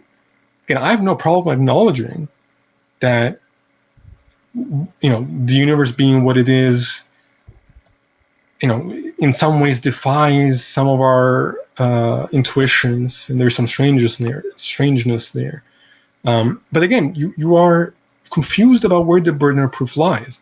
I can fully grant that the constants are what they are, that if the constants were changed, things would be different. I mean, that's true by definition. Nowhere in that observation do you derive the necessity of God, of creation, of design. All you've observed is that the constants are what they are. And So it would seem to be the case that the multiverse still would be far likely to yield a universe in which only a single solar system with intelligent life exists. Thank you. That would be all of my questions there, moderator. Awesome. Yeah. So we'll throw it over to Ceestono for his 8-minute cross-examination. Sure. My first question for you is, what would change your mind? What would need to take place for you to shift your perception? Oh, that's an excellent question. So, for example, in 1 Corinthians 15, or not sure if it's there, but there's a specific phrase by Apostle Paul that says, if Jesus did not raise from the dead, our faith is in vain. So I would certainly not be a Christian if it is the case that one could demonstrate Jesus didn't raise from the dead. But what about general theism? What would change my mind there? Well, pretty simple. If some of the atheistic arguments, like, for example, arguments that purport to show contradictory effects of divine attributes, if they were to succeed, I would not be a theist. If the contra-modal ontological argument were to succeed in some unfathomable way, I would not be a theist. There are many failure conditions that I think are present. It's just that they aren't fulfilled. How can you assume that a supernatural explanation is more sensible than a natural one? Well, I'm not assuming it. I'm sorry. Please continue your question. Well, so you have, for example, we can stick to the resurrection. You have on one hand the idea that these people saw him resurrect, and that therefore it happened, that this was a real thing that took place. And on the other, you have known, studied, understood aspects of the mind, how it is that our senses can be confused and our perceptions can be mistaken. How can you choose? What reason do you have to choose a supernatural explanation over the natural one? Oh, that's a great question as well. Quite simply, in the case of the disciples of Jesus and his apostles, and also people who persecuted them and people who weren't related to them and didn't believe them, they all experienced supernatural events that would lead them to believe that Jesus has risen from the dead. And these beliefs, according to them, weren't just visionary beliefs. They didn't just see Jesus in a vision. They actually experienced physical actions with him, like eating with him, sitting with him, touching him, and so forth. And so we have very good reason also to believe that the documents presenting this are reliable, at least in that part. We don't have to argue for wider reliability. And so there is just no psychological model that would be able to explain multiple people at multiple times and people of opposing opinions seeing Jesus alive from the dead in multi-sensory experiences. This is just unprecedented. This is not just a simple vision or an optical trick. So you deny that there have been examples shown in psychology of people seeing, touching, and feeling things that aren't there. Do you think that this is an impossibility? Touching things that aren't there and doing that is, I think, very unlikely for a single person. Perhaps it might be possible, but to say that so many people have done that at the same time and experienced the same thing, not widely differing perceptions of reality, is just absurd. And on what standard do you take the account of the Gospels as not being factitious? Like how do you, especially given the fact that they were written, so much after the fact?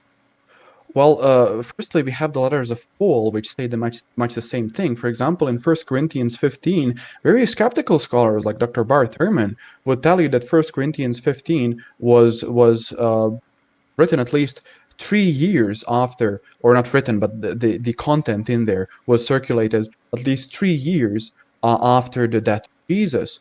And in 1 Corinthians 15, we found the account of Jesus dying, being buried, raised from the dead, the disciples witnessing him, 100 people witnessing him at the same time. Paul says some of whom are, or most of whom are still alive. You can go and ask them, and who also at last saw him as well as one of the least of the apostles. And so this event has occurred around 3 years, or rather, this content has been said by scholars who aren't Christians to be 3 years after the death of Jesus. So we don't even need to go to the Gospels to establish the core of the story. If you want to go to the Gospels, which are very early documents compared to other historical sources, for example, Alexander the Great, we have written sources about him 300 years after his death. Gospels are very early and reliable sources. We can demonstrate that, for example, from undesigned coincidences. And again, I refer you to Dr. Jonathan McClatchy, who is a good friend of mine, Dr. Lydia McGrew, Dr. Tim McGrew, her husband, and so forth, who have demonstrated this very, very consistently. But I don't even need to argue that case. I can just say that these specific events, which I'm talking about, for example, events in regards to the death of Jesus, events in regards to his burial, appearances and so forth, are reliable. I don't need to argue for wider reliability, which is what you're requiring. So yeah, I just want to make sure that I understand you correctly. What you're saying is that you believe it's more likely that the explanation for his the missing body and the explanation for these people believing these things is that it actually happened, as opposed to the explanations that are concrete in psychology currently.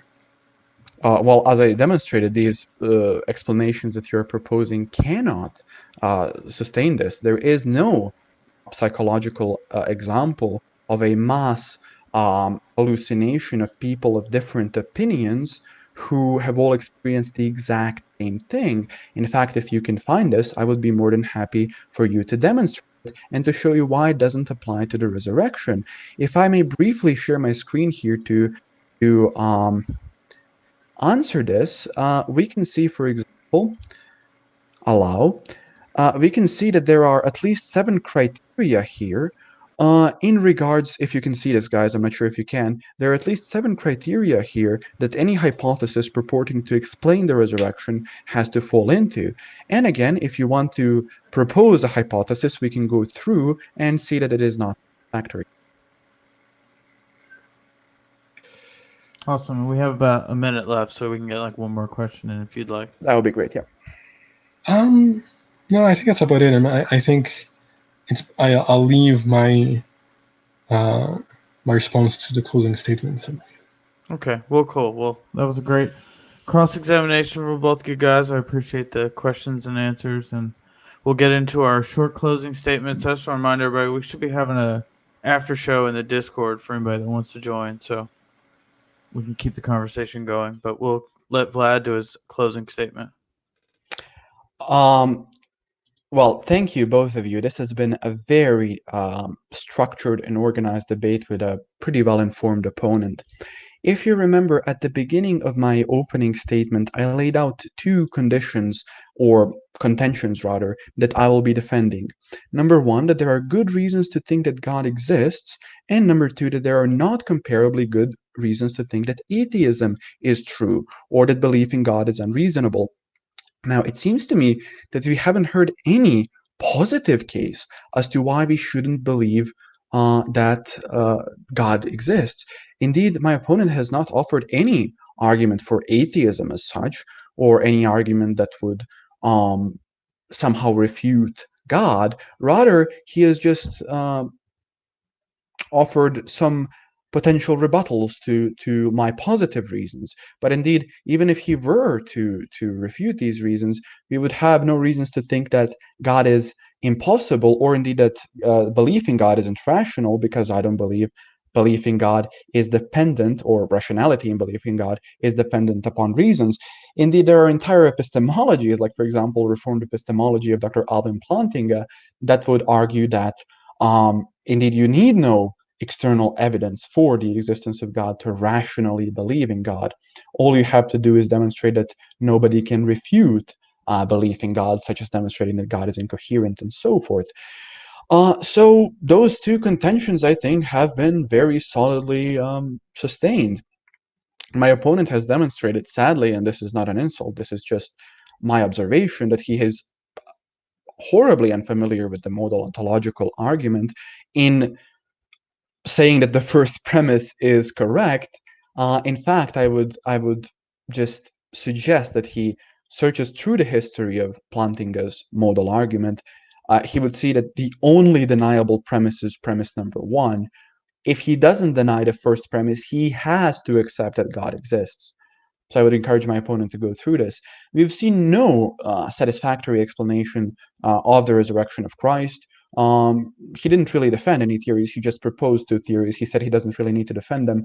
He proposed the hallucination hypothesis, for example, and somehow that the body was found out of the tomb by natural reasons. But we've seen that none of those work. He has repeatedly denied to offer us any constants that could be changed in which the life-permitting features of our universe would still be maintained.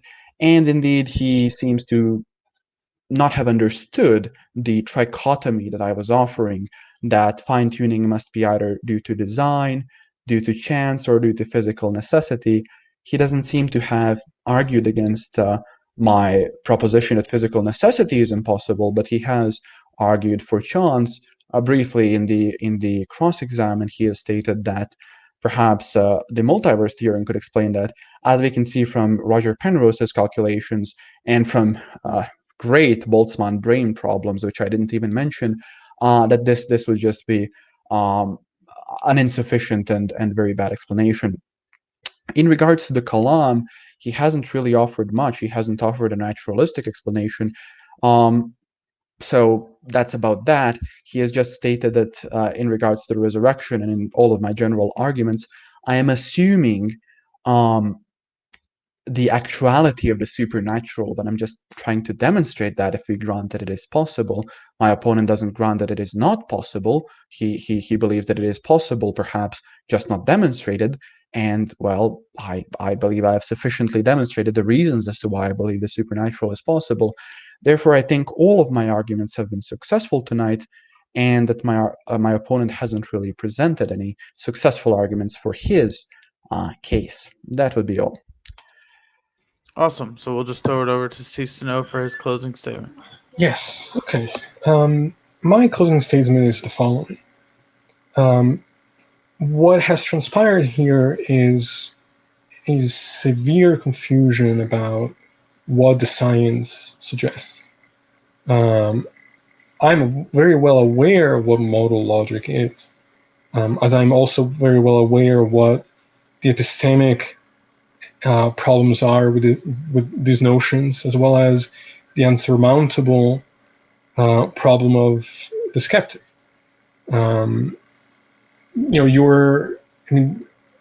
The reality is you can only reject the naturalistic explanations for something like the resurrection, as you've done, if you already have assumed the premise that the supernatural explanation is more likely, which you have no rational basis to make.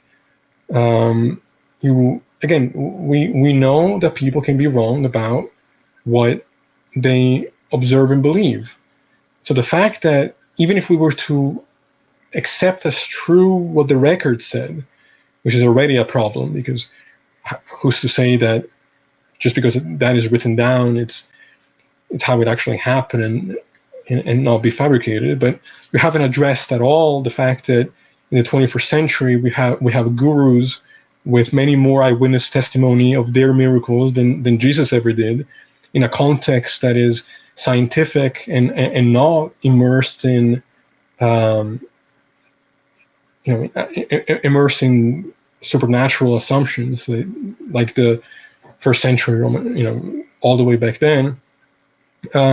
You seem to take the miracle of Jesus as being particularly more convincing, but by your own logic and your own what you call evidence, you're left in no place to deny the eyewitness accounts of other religions and other figures that don't belong to your ideology.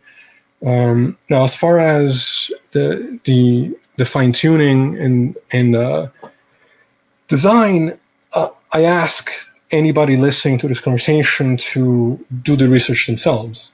The idea that naturalism and evolution are in any kind of tension with the context of design is a purely delusional claim. and all you have to do is actually educate yourself on the science. The fine-tuning doesn't provide you with the necessity for God on any level. Design is unfound in nature in the way that my opponent has pretended it's been. The science is clear at this point on these conversations. It's just a matter of educating yourself on what is said about it, what's known about it.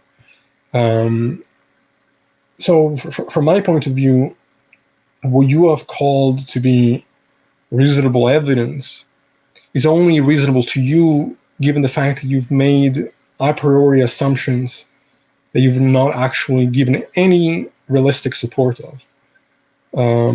You think that the resurrection is more likely to have taken place because you already assume that the supernatural is not just possible but actual, which has never been demonstrated. It's only been claimed. So to make an argument from probability and to dismiss other naturalistic explanations is simply fallacious.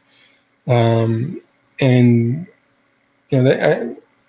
would say that that's about it. It's somewhat difficult to navigate these conversations when one is simply, again, this is not a personal attack on you. I think you're a perfectly decent person.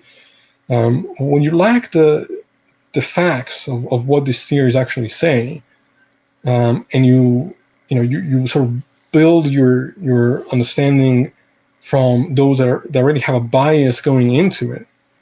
Websites like evidenceforgod.com, it's not surprising that you get a certain kind of depiction of the way things are. Again, if what you had said about the resurrection was true, you wouldn't have Christian historians acknowledge that belief in the resurrection is ultimately a matter of faith. But you can't pretend to have a conversation about probability in the context of the supernatural when the supernatural hasn't been demonstrated to actually have taken place. There's on the science level, there are just misfirings about just unawareness of what actually is believed in science currently. On the logic side of it, there is an unawareness of epistemic limitations and the real gap between math, logic, and the outside world. You just seem to be unaware that it even exists as a field. And on a personal level, there is an obvious bias that you don't seem to really acknowledge as to why some explanations seem more reasonable to you. But this type of approach I don't think would be found convincing to anyone who's not already indoctrinated by the belief itself. And I appreciate your time, and I appreciate you as the moderator and having this platform. I think these conversations are important to have, and I'll be very glad to debate you again in the future if you're willing, particularly on the issue of morality, because I think there's a lot there to be said that it's perhaps some of the most important questions that these fields relate to. So. Well, awesome. Just want to thank both of you guys, Vlad and Ceestono, for such a great debate. You guys both stuck to the time really well and laid out your arguments really well. I think a lot of people enjoyed it seemed like by the chat, so that was nice. We'll do a short little Q&A. We have a few here. And I just want to remind everybody, we should be doing an after show in the Discord. So if you're not in there, you can shoot me an email. My email's in the description, and we'll send you a link. But we'll get to a few questions. It's not going to be much because this debate has been very long, and I'm sure their brains are pretty powering down at this point, I would assume. I mean, that was a very thoughtful debate. So we'll just Question for the moderator. Questions. So would the questions be answered by one of the debaters and then by the other, or is it just singular answers, or how has this been planned? Yeah, some of them are for like one. Most of them are for just one person, and if the other person wants to give like a short response, they can. But it's mainly for the one whoever's asked Understood. to. So, first question here, we have question for Edna. What alternative theory of reality can he give in place of theism, since in his mind theism is an inadequate theory? Well, clearly the current theories that we have now that come from science, the you know, the natural perspective of saying, I have no problem acknowledging there are gaps in our knowledge, but there's nothing about what physics says about the universe. There's nothing about what biology says about the universe, or chemistry, or any of the other sciences that require the assumption that God has to be the foundation. I mean, this is the claim that was made over and over again in this debate, which he hasn't provided actual evidence for, other than this very limited and problematic language game. So I, I'll trust what science says on the matter and what philosophy says on the matter more so than theistic assumptions. Awesome. Okay, so Yeah, if you want to give a short little. Very, very short. I just want to say that the arguments I presented were quite well substantiated and premised, and my opponent seems to think they were language games. And so I would say he hasn't really offered any alternative theory of reality that would any coherent theory. Just to qualify that. That's it. I'm a naturalist. Yeah, I'm a physicalist. Get the last word since it was your question. Oh, me? Oh, I was just gonna say I'm a physicalist. I'm a naturalist. Now, I grant there are certain problems with that worldview, but I think I don't have time to get into the details now. But any problem with naturalism, I think I have the answers to. So maybe that's a conversation for another time, perhaps. Okay, we'll move on to the next question here for Vlad. Do you think having to rely solely on arguments within philosophy instead of appealing to observational evidence presents an inherent problem regarding your claim? Well, I think I haven't relied solely on arguments within philosophy. In fact, two of my arguments, at least, have been, two of them have been purely scientific arguments, or at least observational arguments, if not scientific. The argument from the resurrection is a purely historical argument, right? You have observational evidence that you can present to show that all of this is correct. These facts are universally acknowledged. And the argument from design is simply relying on a logical trichotomy in combination with what we know about physical constants of the universe. So, but to just answer your question, even if we were to rely solely on arguments within philosophy, this would be just fine. There's no issues with that. There's no reason to provide any scientific evidence if we have good philosophical arguments. That's it. If you'd like to say anything, you can, but we can move on. I'll just say, what he claims are, the facts derived from science are simply misrepresentations of what the science tells us on these things. And the assumption that the best explanation for the resurrection is a supernatural one it's laughable in the context of everything that we've come to know about psychology in the last 100 years. He claims that this research doesn't exist.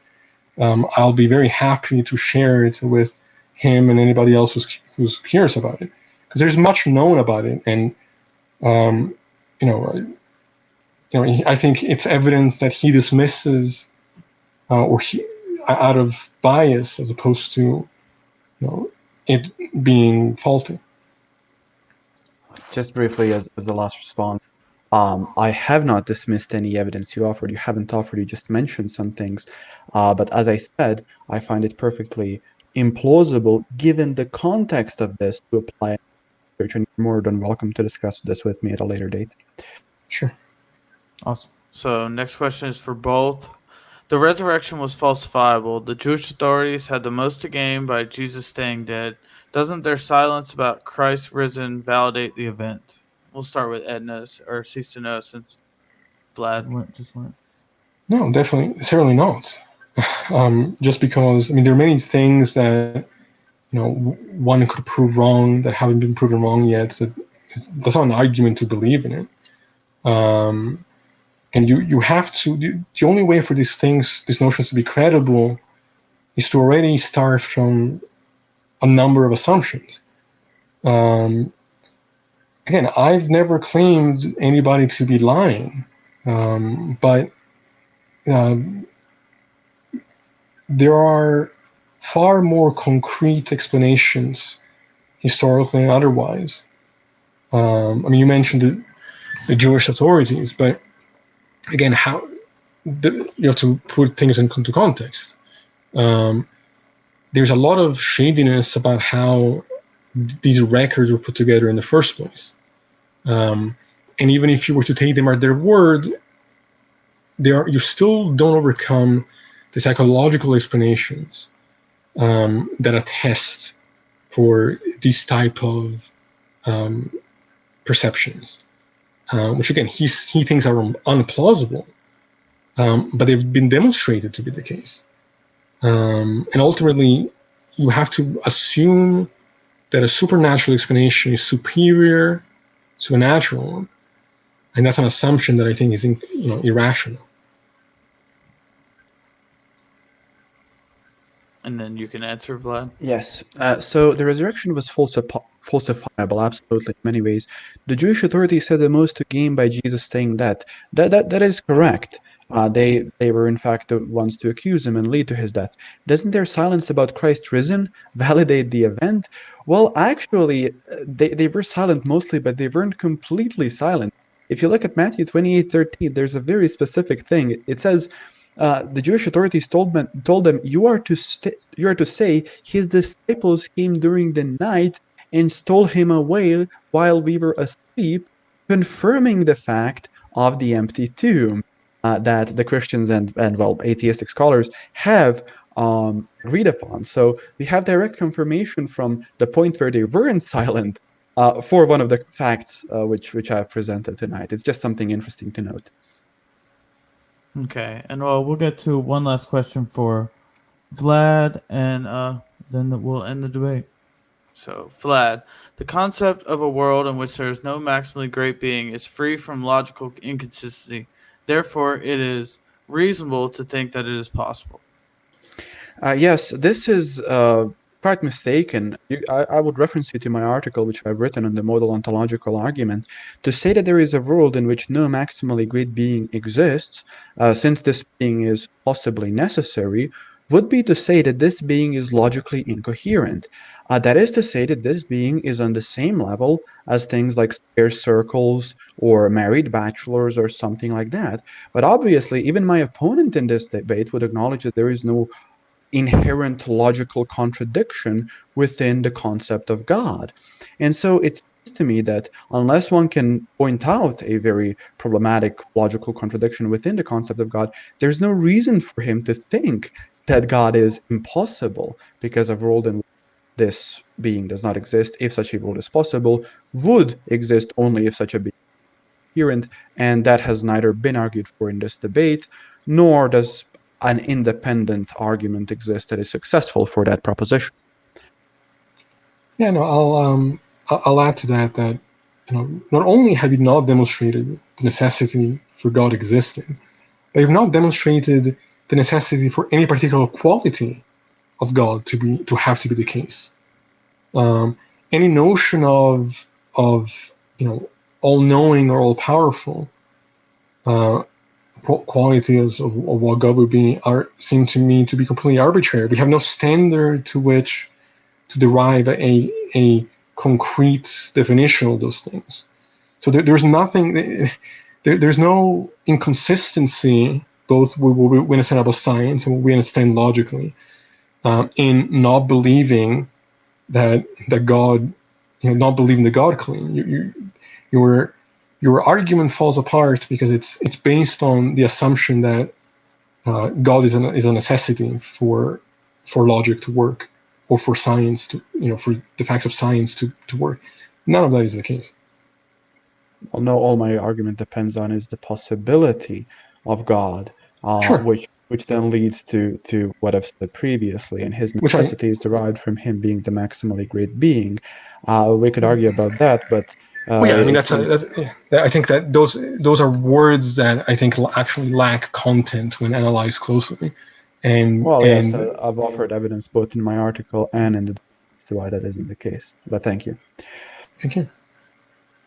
Well, awesome. I think that's the last of our questions. I think we may have had a couple more in the chat, but we'll leave it at that. And like we said, we're having an after show in the Discord, so if anybody wants to come by, we'll be hanging out there. And I just want to again thank both the debaters for just preparing well and really bringing some really strong arguments. This was fun. I'm looking forward to if Vlad and Ceestono do another one because this was really good, and I appreciate both for you sure. guys.